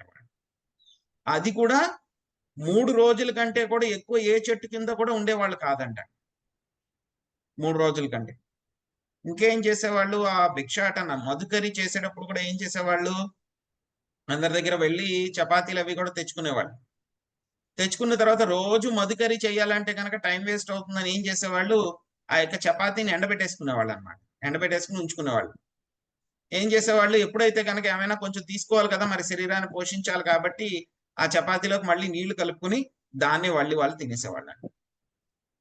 సో ఇంతగా వాళ్ళు ఈ విధంగా చేశారనమాట యొక్క యోగులు. సన్యాసులు అనేటువంటి వాళ్ళు ఏంటంటే కనుక ఈ విధంగా హై స్టాండర్డ్స్ మెయింటైన్ చేయాలి. యాక్చువల్ గా 2 రకాలైనటువంటి సన్యాసులు ఉంటారు. కొంతమంది గోష్ఠి ఆనందీలు ఉంటారు, కొంతమంది ఏంటంటే కనుక ఆత్మానందీయులు ఉంటారు అనమాట. గోష్ఠి ఆనంది వాళ్ళు ఏం చేస్తూ ఉంటారంటే కనుక, అందరూ మరి అడవుల్లోనే ఉంటే కనుక మరి మిగతా ప్రజలు ఎవరైతే ఉన్నారో, ఇక సంసారంలో ఉన్నటువంటి వాళ్ళు ఎవరైతే ఉన్నారో వాళ్ళకు కూడా మరి చెప్పేటువంటి వాళ్ళు ఎవరో ఒకళ్ళు ఉండాలి కదా, వాళ్ళకి ఎవరు చెప్తారు మరి. సో కాబట్టి అటువంటి వాళ్ళందరికీ కూడా బోధించడం కోసం అని చెప్పేసి భగవంతుడి యొక్క దివ్య లీలల గురించి అవన్నీ కూడా చేయడం కోసము ఏం చేస్తూ ఉంటారు, కొంతమంది సన్యాసులు ప్రయత్నిస్తూ ఉంటారు. ఈ యొక్క భక్తి ప్రచార కార్యక్రమాల్లో వాళ్ళు పాల్గొంటూ ఉంటారు. వాళ్ళ యొక్క అనుయాయులతో పాటు శిష్యులతో పాటు వాళ్ళందరూ కూడా రకరకాల కార్యక్రమాలన్నీ కూడా వాళ్ళు చేస్తూ ఉంటారు అన్నమాట. వాళ్ళు సన్యాసులే కానీ ఏంటంటే కనుక వాళ్ళు గోష్ఠి ఆనంది, భగవంతుడి యొక్క లీలల్ని ప్రచారం చేయడానికి ప్రయత్నిస్తూ ఉంటారు. అందుకని చెప్పి వాళ్ళు అడవుల్లో ఉండడం కుదరదు కదా, భగవంతుడి లీలను ప్రచారం చేయాలంటే కనుక ప్రజల మధ్యలోనే ఉండాలి, సిటీల్లోనే ఉండాలి.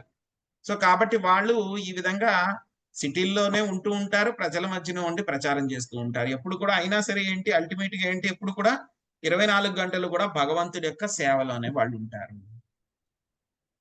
ఇంకా 2వ రకం ఏంటంటే కనుక వాళ్ళు ఆత్మానందులు అనమాట. వాళ్ళకి ఏమీ అవసరం లేదు. సో వాళ్ళు ఏంటంటే కనుక భగవంతుడి కోసం సేవ చేసుకుంటూ ఉంటారు. వాళ్ళ గురువు గారు ఏదైతే చెప్పారో హరే కృష్ణ గాని లేకపోతే వాళ్ళు ఏం చేసుకోవాలో వాటిని ఒక నిర్జన ప్రదేశాల్లోకి వెళ్ళి ఎవరితోనూ మాట్లాడరు, ఏమీ చెప్పరు, ఎవరిని కూడా ఏమీ అనరు. వాళ్ళ పని వాళ్ళు చూసుకుంటూ ఉంటారు. వాళ్ళ ఆనందం వాళ్ళు ఏంటంటే భగవంతుడి యొక్క సేవలో ఉంటారు. యొక్క 2 రకాలైనటువంటి సన్యాసులు అనమాట. ఇక్కడ ఏంటి మనకి అర్థముని ఏమంటున్నారు అంటే కనుక, నేను మిమ్మల్నే ఎప్పుడు తలుచుకుంటూ ఉండాలి, అలా తలుచుకుంటూ ఉండి ఎక్కడో ఒక చోట ఉండాలి అని అనుకోవట్లేదు ఆయన. ఇంకేం ఏమంటున్నారు, పరివ్రజ, మొత్తం అన్ని చోట్ల కూడా నేను తిరుగుతూ ఉండాలి, ఎటువంటి కష్టాలు బాధలు లేకుండా నిన్నే హృదయంలో ఉంచుకుని ఈ యొక్క గృహస్థ జీవనాన్ని వదిలిపెట్టి నేను తిరగాలి అని అనుకుంటున్నాను. ఇక సన్యాసి అనేటువంటి వాడు 3 రోజుల కంటే కూడా ఎక్కువ ఉండకూడదు అనమాట చోట. సో బట్ ఏంటంటే కనుక ఇక గోష్ఠి ఆనందీలు యొక్క భక్తి కోసము, స్వామి యొక్క భక్తి ప్రచార కార్యక్రమాల కోసం మాత్రమే అటువంటి వాటిని వాళ్ళు స్వీకరిస్తూ ఉంటారన్నమాట. సో దీనికి ప్రతిగా ఇప్పుడు స్వామి మనకి సమాధానాలు చెప్తున్నారనమాట. సో ఏం చెప్తున్నారు అనేటువంటిది మనం 35వ శ్లోకంలో చూద్దాము. 'హరే కృష్ణ'. భవానీ మాతాజీ చదవండి.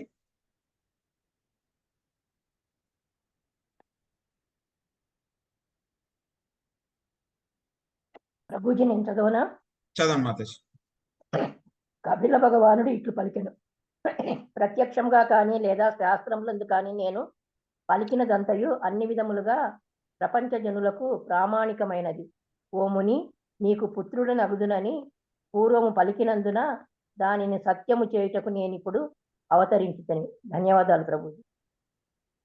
హరే కృష్ణ మాతాజీ. సో దీనికి ప్రతిగా కర్దమమునికి కపిల భగవానుడు చెప్తున్నారనమాట. ఈ యొక్క శ్లోకంలో ఏం చెప్తున్నారు అని అంటే కనుక ఎందుకు నేను అవతరించాను, నా అవతారం యొక్క ఉద్దేశ్యం ఏమిటి అని చెప్పి చెప్తున్నారనమాట. సో ఏం చెప్తున్నారు ఇక్కడ కపిల ముని చెప్తున్నారు, నేను ఏదైతే కనుక ప్రత్యక్షంగా గాని లేకపోతే కనుక శాస్త్రాల ద్వారా గాని నేను చెప్పినది అంతా కూడా ఏంటి, స్టాండర్డ్, అదే ప్రామాణికం. నేను చెప్పింది లేకపోతే శాస్త్రాల ద్వారా చెప్పిందే ప్రామాణికం. అంతేగాని ఎవరో ఏదో సొంతంగా తయారు చేసుకుంది, మధ్యలో ఏదో కల్తీ కలిపింది, మార్చేసింది, ఇది కాదు. స్వామి మనకి శాస్త్రాల్లో ఇచ్చింది, లేకపోతే ఆయన డైరెక్ట్ గా చెప్పింది. సో ఈ రెండే నిజమైనటువంటి ప్రామాణికము. అవే ప్రజలందరికీ కూడా స్టాండర్డ్, అథారిటేటివ్ స్టాండర్డ్స్ అన్నమాట. సో ఇంతకు ముందే నేను నీకు చెప్పాను, నేను ఏమని చెప్పాను, నీకు నేను పుత్రుడిని అవుతాను అని చెప్పి నీకు నేను వాగ్దానం చేశాను. కాబట్టి ఆ యొక్క వాగ్దానాన్ని పూర్తి చేయడం కోసం, సత్యం చేయడం కోసమే నేను నీకు ఇప్పుడు కుమారుడి కింద అవతరించడం జరిగింది అని చెప్పేసి మనకి చెప్తున్నారన్నమాట.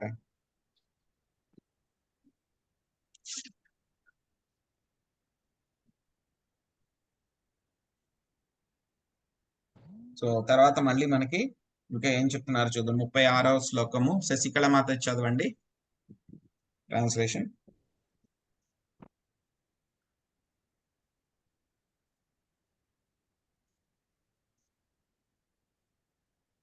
నేను చదవనా ప్రభుజీ? చదవండి మాతాజీ. హరే కృష్ణ ప్రభు. 38 కదా ప్రభు? 36 మాతాజీ.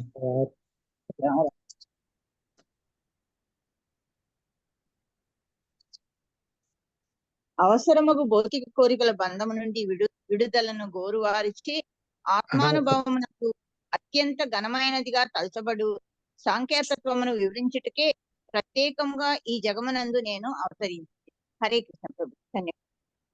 హరే కృష్ణ. సో ఇంతకు ముందే మనం చెప్పుకున్నాం, మనకి భౌతిక ప్రపంచంలో ఉన్నటువంటి అన్ని రకాలైనటువంటి దుఃఖాలు జీవులు ఏదైతే కనుక అనుభవిస్తున్నారో వాటిలన్నిటికీ కూడా కారణం ఏమిటి, మనం చేసుకున్నటువంటి కర్మలే. ఇంకా ఏంటి, ఆ యొక్క బంధనానికి కారణం ఏమిటి, హృదయ గ్రంథి.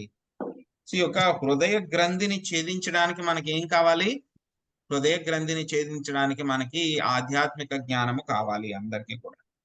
సో కాబట్టి ఇటువంటి యొక్క ఆధ్యాత్మిక జ్ఞానాన్ని అందరికీ కూడా, జీవులందరికీ కూడా ఇవ్వడానికే నేను ఈ యొక్క కపిల ముని కింద నేను అవతరించడం జరిగింది.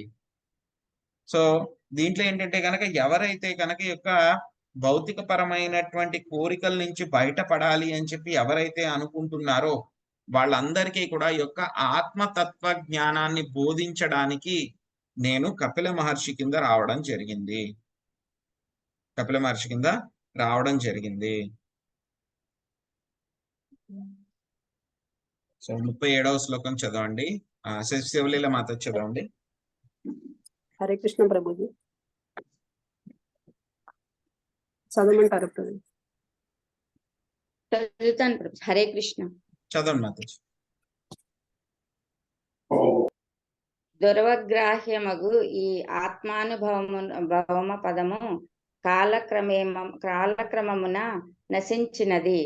మానవ సంగమునందు ఈ తత్వమును తిరిగి ప్రవేశపెట్టి వివరించుటకే ఈ కపిలావతారమును నేను ధరించి తినని ఎరుగుదము.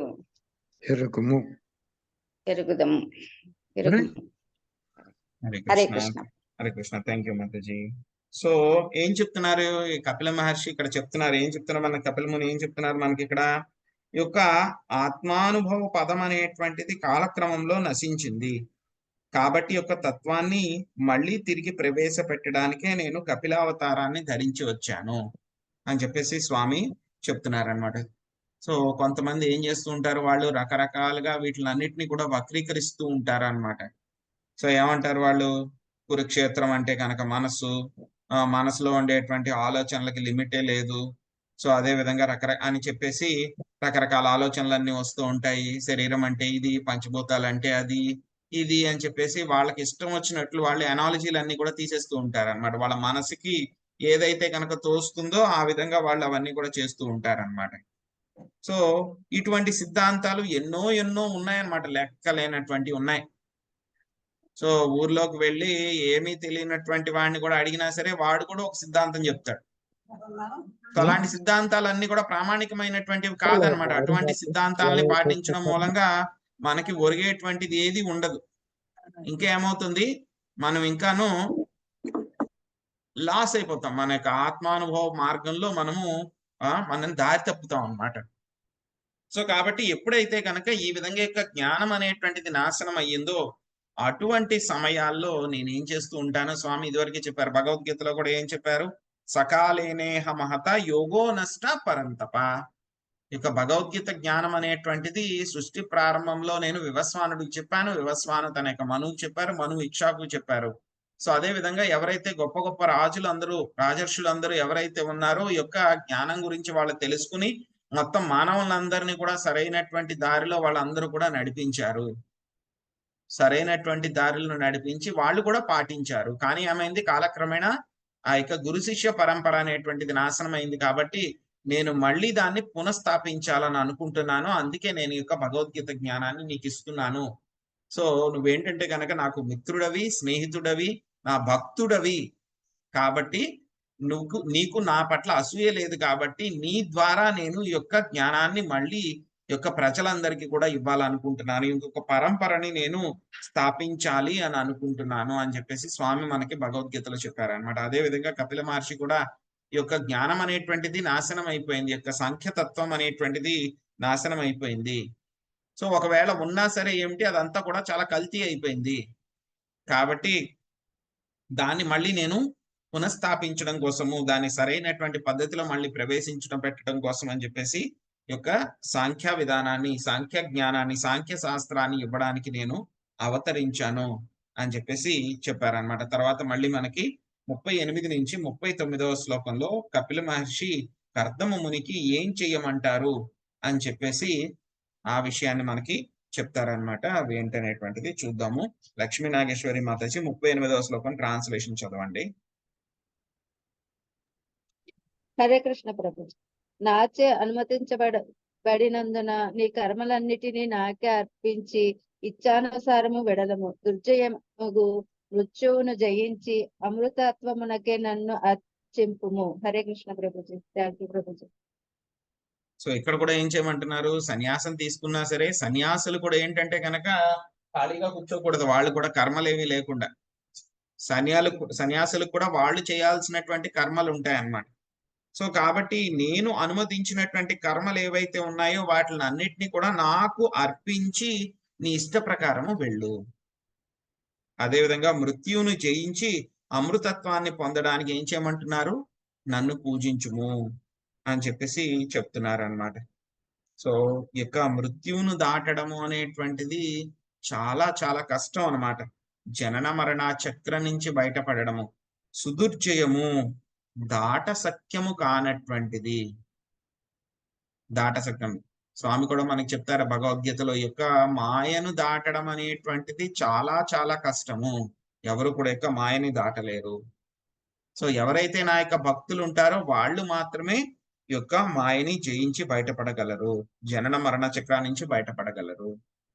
సో ఏం చేశారు మన సైంటిస్టులు అందరూ కూడాను, యొక్క జనన మరణ చక్రం నుంచి బయటపడాలంటే చాలా కష్టం. కాబట్టి వాళ్ళు ఏం చేశారు, సైన్స్ స్టార్ట్ అయినప్పుడే ఇటువంటి విషయాలన్నింటినీ కూడా పక్కన పెట్టేశారు వాళ్ళు కంఫర్టబుల్ గా. సో వాళ్ళకి కుదరదు అనమాట. కాబట్టి వాళ్ళు పక్కన పెట్టేశారు, దాని గురించి ఎవరో పట్టించుకోలేదు. అందరూ కూడా వాళ్ళు చేసినట్లే అందరూ కూడా వాళ్ళ వెనకాలే వాళ్ళందరూ కూడా పడుతూ ఉన్నారనమాట. సో ఇంకా ఏంటంటే కనుక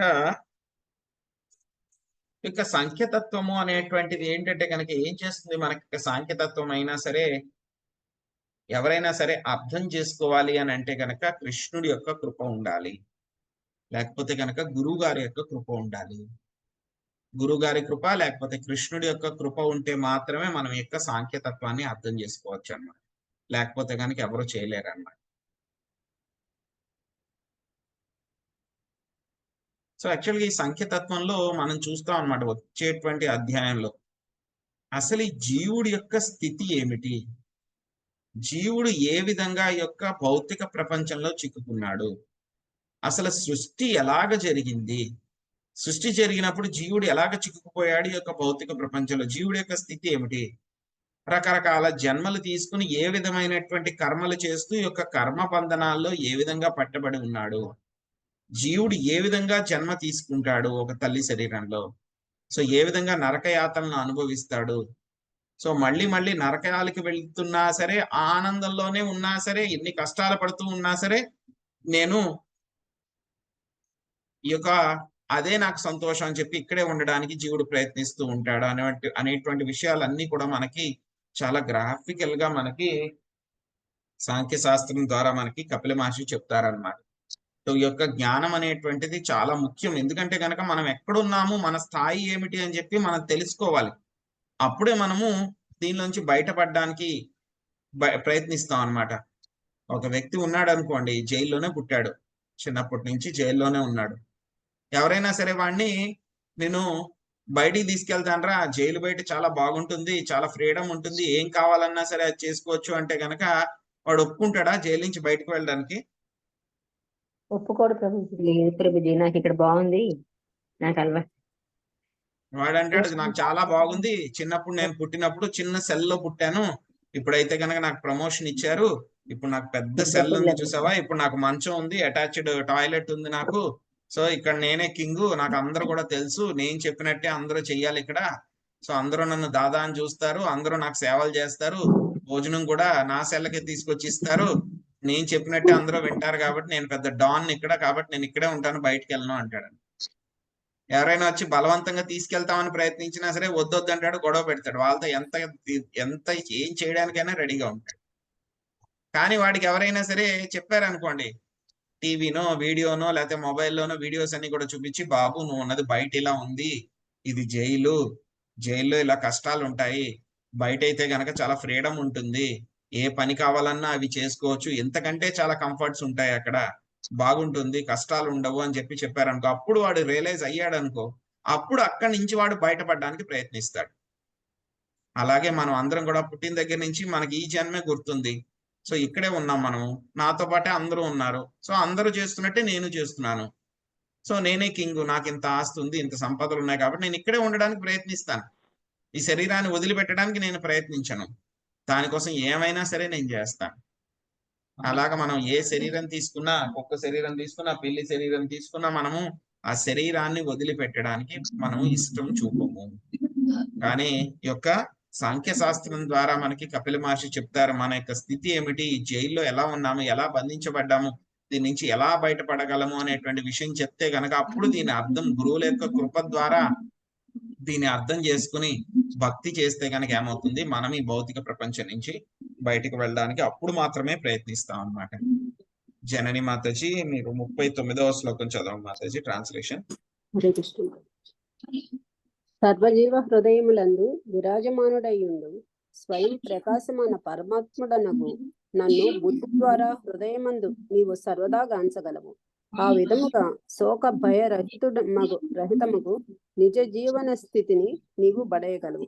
హరే కృష్ణ ప్రభుజీ, ధన్యవాదాలు. ఇంకేం చెప్తున్నారు, నువ్వు ఆ విధంగా చేస్తూ ఉండడం మూలంగా ముందే చెప్పేస్తున్నారు స్వామిని, కర్దముని ఏం చేస్తారు అని చెప్పేసి చెప్తున్నారు అనమాట. సో పరమాత్ముడి కింద నన్ను ఎప్పుడు కూడా నువ్వు దర్శించగలవు, నీ యొక్క హృదయంలో పరమాత్ముడు అయినటువంటి నీతో పాటు ఉన్నటువంటి పరమాత్ముడి కింద నన్ను ఎప్పుడు కూడా దర్శించగలవు. సో ఎప్పుడైతే గనక పరమాత్ముడిని దర్శించగలిగితే గనక వాడు ఎలా ఉంటుంది, వాడికి శోక భయము అనేటువంటిది, శోక భయ అనేటువంటి స్థాయి నుంచి బయటపడతావు నువ్వు, అటువంటి కష్టాలు ఏవి కూడా నీకు ఉండవు అని చెప్పేసి, అటువంటి స్థాయికి వెళ్తావు నువ్వు అని చెప్పేసి స్వామి ముందుగానే చెప్తున్నారు అన్నమాట. హరే కృష్ణ. మల్లేశ్వరి మాతాజీ 40వ శ్లోకం చదవండి. హరే కృష్ణ ప్రభుజీ. ఆధ్యాత్మిక జీవనమునకు ద్వారము వంటి ఈ ఉదాత్తమకు జ్ఞానమును నా తల్లికి కూడా నేను వర్ణింతును. ఆమె సర్వకర్మ ఫలములు నశింప చేసుకొని పూర్ణత్వమును ఆత్మానుభవమును బడయగలదు. ఆ విధముగా ఆమె కూడా భయము నుండి విడవగలదు. హరే కృష్ణ ప్రభుజీ, ధన్యవాదాలు ప్రభుజీ. హరే కృష్ణ మాతాజీ. సో కర్దమ్మునికి ఇంటి దగ్గర నుంచి వెళ్ళిపోతున్నాను కదా, సన్యాసం తీసుకుంటున్నాను కదా, మరి భార్య గురించి ఏంటి, ఏమవుతుంది, మరి ఆవిడ ఉద్ధారం ఎలాగా? ఎందుకంటే కనుక ఆవిడ ఇంతకు ముందు ఇల్లు వదిలిపెట్టి వెళ్తాను అని అన్నప్పుడు నన్ను ఉద్ధరించండి స్వామి అని చెప్పాను అడిగింది. సో కాబట్టి ఆయన చెప్పారు, భగవంతుడిని కుమారుడి కింద వస్తారు, నీకు అజ్ఞానాన్ని అంతా కూడా ఆయన నాశనం చేస్తారు, నాశనం చేసి నిన్ను ఆయన ఉద్ధరిస్తారు అని చెప్పారనమాట. సో కాబట్టి తండ్రి గారు మరి ఇప్పుడు సన్యాసం తీసుకుంటున్నారు, వెళ్ళిపోతున్నారు. కాబట్టి నేను ఇంకా ఏం చేస్తాను, తల్లి కోసం ఏం చేస్తాను అనేటువంటి విషయం కూడా స్వామి మనకి ఇక్కడ చెప్తున్నారు అనమాట. ఏం చెప్తున్నారు? ఆధ్యాత్మిక జీవనానికి ద్వారం లాంటి ఎంతో ముఖ్యమైనటువంటి జ్ఞానాన్ని నేను తల్లికి వివరిస్తాను. సో కాబట్టి ఏం చేస్తుందంటే ఆవిడ మొత్తం అన్ని కర్మలను కూడా, కర్మ ఫలితాలను కూడా ఆవిడ నాశనం చేసుకుని పెర్ఫెక్షన్ ఆవిడ సాధిస్తుంది, భయం నుంచి కూడా బయటపడుతుంది. మొట్టమొదట కర్దమముని ఎప్పుడైతే గనక దేవహూతికి వరాన్ని ఇవ్వడానికి ఆయన రెడీ అయిపోయినప్పుడు ఏమన్నారు ఆయన, నీకు అభయాన్ని ఇస్తాను అని చెప్పని అన్నారు ఆయన.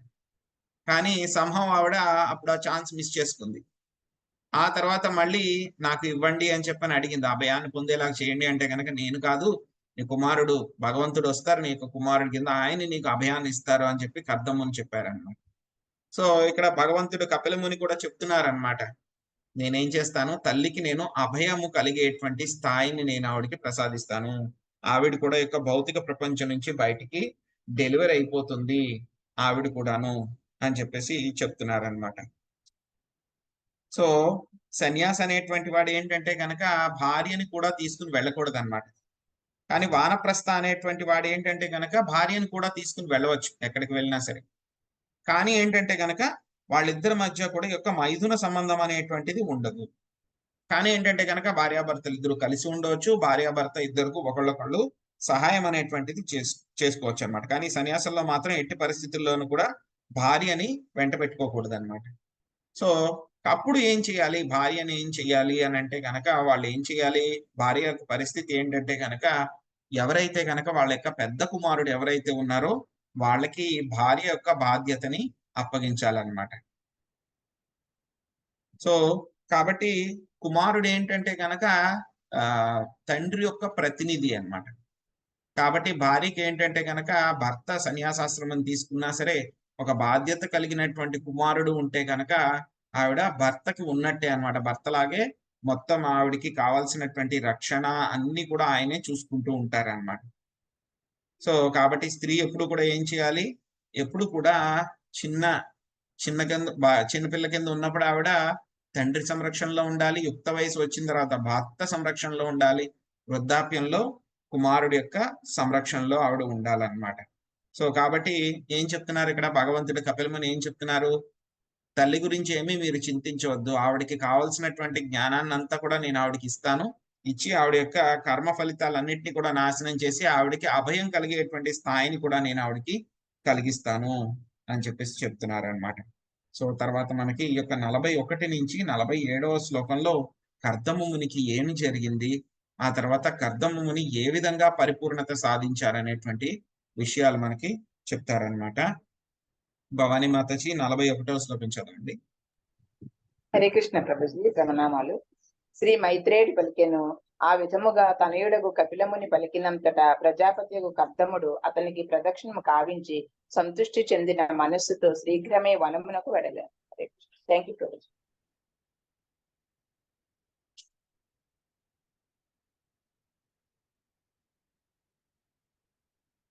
సో ఎప్పుడైతే గనక స్వామి పర్మిషన్ ఇచ్చారో కర్దమ్మునికి ఈ విధంగా అదే విధంగా భార్యకు కూడా పర్ఫెక్షన్ వస్తుంది అని చెప్పారు, ప్రశాంతంగా ఏం చేశారు, స్వామి ఈ ఒక ఆశ్రయం తీసుకుని కర్దమ్ముని సన్యాసాశ్రమానికి వెళ్ళిపోయారనమాట. సో ఇప్పుడైతే గనక ఎవరు వెళ్ళట్లేదు, కానీ ఇది వరకు అయితే గనక ఎక్కువ వర్ణాశ్రమ పద్ధతిని పాటించేవారు అనమాట. ఖచ్చితంగా 50 ఏళ్ళు వస్తే గనక వాళ్ళు వానప్రస్థాశ్రమానికి, అదే విధంగా 75 వస్తే గనక వాళ్ళు సన్యాసాశ్రమానికి వెళ్ళేవారు అనమాట. యాక్చువల్ గా ఇంట్లో ఉండి చనిపోవడం అనేటువంటిది చాలా తక్కువ రకమైనటువంటి మరణం అనమాట. సో బయటకు వెళ్ళి ఈ యొక్క స్వామి గురించి సేవ చేస్తూ ఎవరికీ తెలియకుండా మరణించడం అనేటువంటిది చాలా ఉన్నతమైనటువంటి మరణం అనమాట. ఇది వరకు అలాగ అందరూ కూడా ఆ విధంగానే చేసేవాళ్ళు అనమాట. సో ప్రహ్లాద్ మహారాజ్ కూడా అదే చెప్తారనమాట, ఈ యొక్క ఇల్లు అనేటువంటి యొక్క అంధకూపంలో పడిపోతూ ఉన్నారు అందరూ కూడాను. కాబట్టి ప్రతి ఒక్కళ్ళు కూడా యొక్క అంధకూపం నుంచి బయటపడడానికి వెంటనే ప్రయత్నించాలి. దీని నుంచి బయటపడడానికి ప్రయత్నించాలి అని చెప్పి చెప్తున్నారు. ప్రయత్నించడం ఎలా కుదురుతుంది? అది శ్రీకృష్ణ భగవానుడితోటి నిత్య సంబంధాన్ని పెట్టుకోవాలి. అటువంటి పెట్టుకున్న వాళ్ళు మాత్రమే యొక్క అంధకూపం నుంచి బయటపడగలరు. లేకపోతే కనుక ఎవరైతే కనుక స్వామితోటి వాళ్ళకి సంబంధం లేకుండా ఉంటారో వాళ్ళందరూ కూడా ఈ యొక్క అంధకూపము అంటే కనుక డార్క్ వెల్ అన్నమాట. సో మనకు ఐడియా ఉండదు. యాక్చువల్ గా ఈ యొక్క నుయ్యి ఎలా ఉంటుంది, యొక్క అంధకూపం అనేటువంటిది చాలా లోతుగా ఉంటుంది అన్నమాట. చాలా చీకటిగా కూడా ఉంటుంది. ఎవరైనా అందులో పడిపోయారు అనుకోండి, మనం ఎంత అరిచినా సరే ఎవరికి కూడా వినపడదు అనమాట. ఎవరైనా వచ్చి చూసినా సరే కనపడదు. ఎందుకంటే కిందంతా కూడా చాలా చీకటిగా ఉంటుంది అన్నమాట. సో ఎవరైనా సరే అటువంటి అంధకూపంలో పడిపోతే కనుక చనిపోవడమే, ఇంకా వేరే మార్గం ఏమీ ఉండదు వాళ్ళకి. సో అలాగే ఇక సంసారం అనేటువంటిది ఏంటి, ప్రహ్లాద్ మహారాజ్ చెప్పినట్లు అంధకూపం లాంటిది. సో దానికి మనం ఎలా బయటపడాలి అంటే కనుక ఆ యొక్క శ్రీహరి యొక్క పాద పద్మాల్ని ఆశ్రయించడం ద్వారా ఈ యొక్క అంధకూపంలోంచి బయటపడాలి అని చెప్పి ప్రహ్లాద్ మహారాజ్ చెప్పినట్లు చేయాలన్నమాట. సో కర్దమ్ముని కూడా ఏం చేస్తున్నారు, ఈ యొక్క గృహస్థు బాధ్యతల నుంచి ఆయన పూర్తిగా బయటపడి సన్యాసాశ్రమంలో స్వామి చెప్పిన విధంగా స్వామి మీదే ఆయన ఈ యొక్క కాన్సన్ట్రేషన్ పెట్టి ముందుకు వెళ్ళడానికి ఆయన ప్రయత్నిస్తూ ఉన్నారన్నమాట. శివలీల మాతాజీ 42వ శ్లోకం చదవండి. హరే కృష్ణ ప్రభుజీ. పూర్ణ పురుషోత్తముడగు భగవానుని స్మరించుటకు ఏకాంతముగా అతనిని ఆశ్రయించుటకు కర్దమముని మౌనవ్రతమును చేపట్టెను. అగ్నితో కాని ఆవాసముతో కాని సంబంధము లేకుండా నిస్సంగత్వముతో అతడు సన్యాసిగా ధరణి అంతటను సంచరించెను. హరే కృష్ణ ప్రభుజీ. హరే కృష్ణ మాతాజీ. సో 2 రకాలు ఇక్కడ ఏం చెప్తారంటే కనుక కర్దమముని యొక్క వైరాగ్యం, ఆ యొక్క రినౌన్సియేషన్ ఎలాగ ఉంది, అదే విధంగా ఆయన ఏ విధంగా భగవంతుణ్ణి పొందారనేటువంటివి మనకి యొక్క శ్లోకాల్లో వస్తాయి. 42 నుంచి 47 దాకా అన్నమాట. ఏం చెప్తున్నారు, మొదట ఈ శ్లోకంలో 42వ శ్లోకంలో ఏం చేస్తున్నారంటే ఆయన సో ఎప్పుడు కూడా భగవంతుణ్ణే స్మరిస్తూ ఉన్నారు. స్మరించడము, ఏకాంతంలో ఆయన ఆశ్రయించడం కోసం ఏం చేశారంటే కర్దమముని మౌన వ్రతాన్ని చేపట్టారంట. ఏమీ మాట్లాడలేదంట. మౌనవ్రతం అంటే కనుక ఏమీ మాట్లాడలేదు ఆయన. సో యాక్చువల్గా ఏంటంటే కనుక ఇక మౌన వ్రతము అని అంటే కనుక మనం కూడా యొక్క మౌన వ్రతంతో ఉండాలా అంటే కనుక కాదు.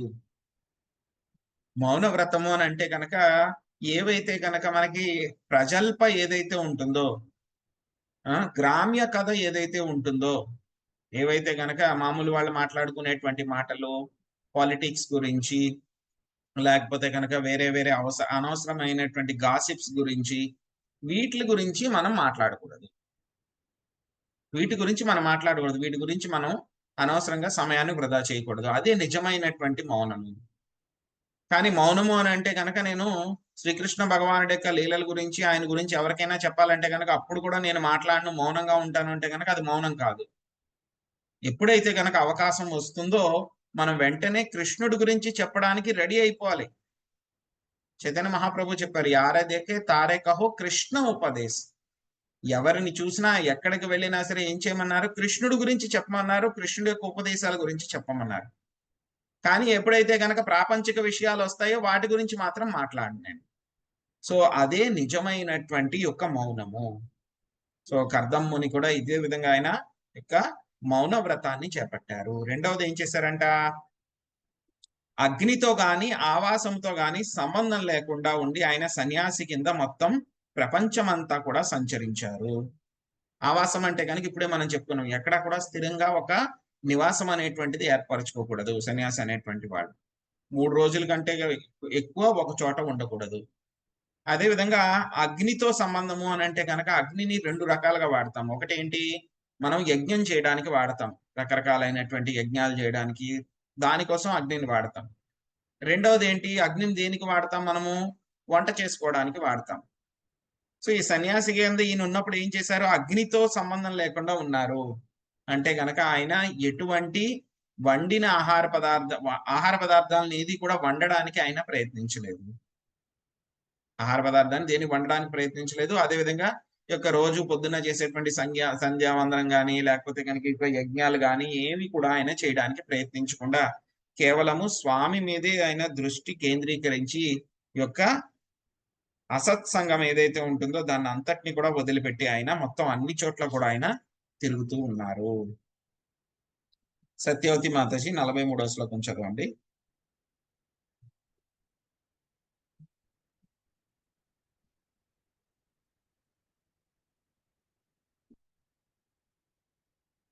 లక్ష్మీ నాగేశ్వరి మాత చదవండి. నేనే ప్రభుజీ. చదవండి మాతాజీ. హరే సత్యవతి కృష్ణ ప్రభుజీ. నేనేనా ప్రభుజీ? సత్యవతి మాత చదవండి. సరే మా ప్రభుజీ. సదసత్తులకు ఓం నమో భగవతే వాసుదేవ. సదసత్తులకు పరమైన వాడును, త్రిగుణములను వ్యక్తీకరించిన వాడును, అవే త్రిగుణములకు అతీతుడును, కేవలము ఏకాంత భక్తిచే తెలియబడువాడును అగు పరబ్రహ్మంపై అతడు మనస్సును కేంద్రీకరించను. హరే కృష్ణ. హరే కృష్ణ. ప్రణామం. సో ఆయన సత్ అసత్ రెండింటికి కూడా ఆయన అతీతుడు. మొత్తం ప్రకృతి త్రిగుణాలని ఆయన సృష్టించిన వాడు ఆయనే, ఆ యొక్క త్రిగుణాలకి అతీతుడు కూడా ఆయనే. అదేవిధంగా భక్తి చేత తెలియదగినటువంటి వాడు కూడా అతనే అయినటువంటి పరబ్రహ్మం పైన ఆయన మనస్సుని పూర్తిగా కేంద్రీకరించారు. ఆయన ఎవరు? మన కర్దమ్ముని ఆ విధంగా మనస్సుని కేంద్రీకరించారు అని చెప్తున్నారు అనమాట. సో యాక్చువల్గా ఏంటంటే భక్తి అనేటువంటిది వస్తే కనుక మాయావాదులు అంతా కూడా ఒకటే అని చెప్తారనమాట. కానీ భక్తి అనేటువంటిది చేయాలంటే కనుక 3 రకాలైనటువంటి విషయాలు కావాలి. ఒకటి భక్తుడు, భక్తి, భగవానుడు 3 ఉండాలి. మాయావాదులు ఏం చెప్తారు? నేనే భగవంతుడిని అంటారు. సో భగవంతుడు అయితే కనుక భక్తి చేసే అవకాశం ఎలా ఉంటుంది నీకు? భక్తుడు కాదు కదా నువ్వు, నీ స్థాయి భక్తుడు కాదు. సో కానీ భక్తి అనేటువంటి చేయాలంటే కనుక భక్తి, భక్తుడు, భగవానుడు 3 కూడా ఉండాలన్నమాట. ఆ 3 ఉంటే కనుక భక్తి చేయడం కుదురుతుంది అనమాట. సో కర్దమ్ముని ఏం చేశారు? ఆ యొక్క పరబ్రహ్మం మీద పూర్తిగా మనసు నిలిపి భక్తి ద్వారా ఆయన్ని పొందడానికి ప్రయత్నించారు అనమాట. ఇంకా ఏం చెప్తున్నారు ఇక్కడ? స్వామి త్రిగుణాలని వ్యక్తీకరించిన వాడు, ఆ ప్రకృతి త్రిగుణాలకి మాయాధీశుడు ఆయనే అనేటువంటి విషయాల్ని చెప్తున్నారు అనమాట. సో ఎప్పుడైతే కనుక భక్తి యోగంతో ఎవరైనా సరే ఒక వ్యక్తి భగవంతుడితోటి నిత్య సంబంధాన్ని కల్పించుకుంటే కనుక ఏమవుతుందంట? మొత్తం భౌతిక పరమైనటువంటి కల్మషాలన్నింటి నుంచి కూడా బయటపడతాడు. దాన్ని ఏమంటారు మనకి భగవద్గీతలో? సగుణాన్ సమతిత్యైతాన్ బ్రహ్మ భూయాయ కల్పతే. సో ఎవరైతే గనక కృష్ణ భక్తి రసాభావితుడైతే కనుక ఏమవుతాడు? ఈ యొక్క ప్రకృతి గుణాల యొక్క ప్రభావం నుంచి చాలా తొందరగానే వాటి నుంచి బయటపడతాడు. సో ఆ విధంగా ఏమవుతుంది? భక్తితో సేవలో నెలకొనడం ద్వారా భగవంతుడైతే కనుక ఏ విధంగా త్రిగుణాలకు అతీతంగా ఉంటాడో ఇతను కూడా ప్రకృతి త్రిగుణాల యొక్క ప్రభావం నుంచి బయటపడతాడు త్వరలోనే. సో కర్దమ్ముని ఏం చేశారు? ఆ విధంగా పరబ్రహ్మం మీద పూర్తిగా ఆయన మనసుని కేంద్రీకరించారన్నమాట. హరే కృష్ణ. జనని మాతాజీ 44వ శ్లోకం చదవండి. హరే కృష్ణ.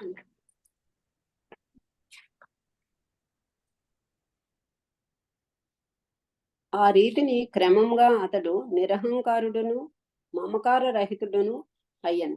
ధీరుడు సమదర్శి ద్వంద్వరహితుడునై అతడు ఆత్మదర్శనము కావింపగలిగిన. అంతర్ముఖమైన అతని మనసు అలలు లేని సముద్రం వలె పూర్ణ ప్రశాంత భావంతో నిండింది. హరే కృష్ణ ప్రభుజీ. ధన్యవాదాలు. హరే కృష్ణ మాతాజీ. సో ఆ విధంగా ఈ స్థాయిలన్నీ కూడా ఏంటంటే గనక ఏ విధంగా జీవన్ముక్తుడు అవుతాడు ఒక వ్యక్తి ఈ భౌతిక శరీరంలోనే ఉండగానే ప్రకృతి త్రిగుణాలని దాటుకుని ఏ విధంగా బయటపడగలడు, ఆ విధంగా బయటపడగలిగిన తర్వాత ఏ స్థాయికి వెళ్తాడు, అతని స్థితి ఏ విధంగా ఉంటుంది అనేటువంటిది ఇక్కడ చెప్తున్నారు అనమాట. ఇవన్నీ కూడా కర్దమ్ముని వెళ్ళగలిగారు అనమాట వీటిని అన్నింటినీ కూడా. సో ఏమవుతుందంట? మెల్లమెల్లగా ఏమవుతుంది? అతడు ఈ యొక్క నిరహంకారుడు. మనం చెప్పుకున్నాం కదా, ఈ యొక్క మన యొక్క హృదయ గ్రంథికి కారణం ఏంటి? అహంకారము.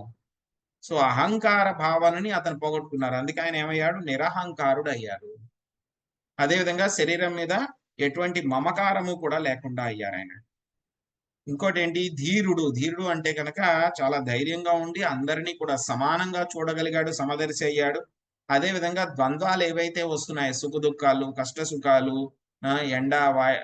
ఎండ చలి, వీటిలన్నిటి నుంచి కూడా ఆయన దూరంగా వెళ్ళి ఆత్మ దర్శనం కలిగింది ఆయనకి. ఆత్మతో పాటు ఆయన పరమాత్ముడిని చూడగలిగారు ఆయన. అప్పుడు ఏమైందంట? ఆయన యొక్క మనసు ఎలా ఉందంట? అలలు లేనటువంటి సముద్రం లాగా ప్రశాంతంగా ఉందంట. సముద్రం అయితే కనుక ఏమవుతుందండి? సముద్రంలోను ఎప్పుడు కూడా నదుల నుంచి నీళ్లు వస్తూనే ఉంటాయి సముద్రంలో. అదే సమయంలో ఏం చేస్తూ ఉంటాడు సూర్యుడు కూడా సముద్రంలో ఉన్నటువంటి నీళ్ళన్నిటిని కూడా ఆయన ఆవిరి చేస్తూనే ఉంటాడు మేఘాలను సృష్టించడానికి. సముద్రంలోకి ఎంతో వస్తుంది, సముద్రంలోకి ఎన్నో నీళ్లు వెళ్ళిపోతూ ఉంటాయి. అయినా సరే సముద్రం మధ్యలోకి వెళ్తే, అంటే ఒడ్డును కాకుండా మధ్యలోకి వెళ్తే కనుక సముద్రం ఎలా ఉంటుంది? అలలు లేనటువంటి సముద్రం ప్రశాంతంగా ఉంటుంది, స్టడీగా ఉంటుంది. అదే విధంగా కర్దమ ముని అంతర్ముఖుడైనటువంటి కర్దమ ముని మనస్సు కూడా అదే విధంగా చాలా స్టడీగా ప్రశాంతంగా ఎటువంటి అలజడి లేకుండా ఆయన ఆ స్థాయికి వెళ్ళగలిగారు. హరే కృష్ణ. లక్ష్మీ నాగేశ్వరి మాతాజీ 45వ శ్లోకం చదవండి. హరే కృష్ణ ప్రభుజీ. ఆ విధముగా అతడు బద్ధ జీవనము నుండి ముక్తుడై ఎల్లరియందు సర్వజ్ఞుడగు మహాత్మునిగా నన్ను దేవదేవుడగు వాసుదేవుని దివ్యమగు భక్తియుత సేవయందు నెలకొనెను. హరే కృష్ణ ప్రభుజీ. హరే కృష్ణ మాతాజీ. హరే కృష్ణ. Thank you Mataji.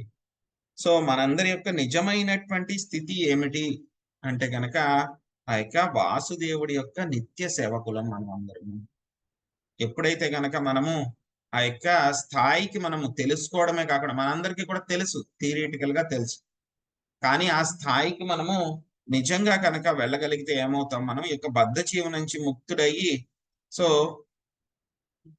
ఆ యొక్క స్వామి యొక్క సేవలో మనం ఇంకా పూర్తిగా ఎటువంటి కల్మషాలు లేకుండా మనము నెలకొంటాం అన్నమాట. సో అదే విధంగా కర్దమ్ముని కూడా ఏం చేశారు? ఆ స్థాయికి వెళ్ళగలిగారు అన్నమాట. వెళ్ళి ఆత్మస్థాయిలో ఆయన భగవంతుడి యొక్క దర్శనం చేసుకుంటూ, ఆయన యొక్క హృదయంలో పరమాత్మ కింద ఉన్నటువంటి భగవంతుడిని దర్శనం చేసుకుంటూ ఆ యొక్క వాసుదేవుని యొక్క దివ్యమైనటువంటి సేవలో ఆయన ఉన్నారనమాట. హరే కృష్ణ. శివలీల మాతాజీ 46వ శ్లోకం చదవండి. ఓకే ప్రభుజీ.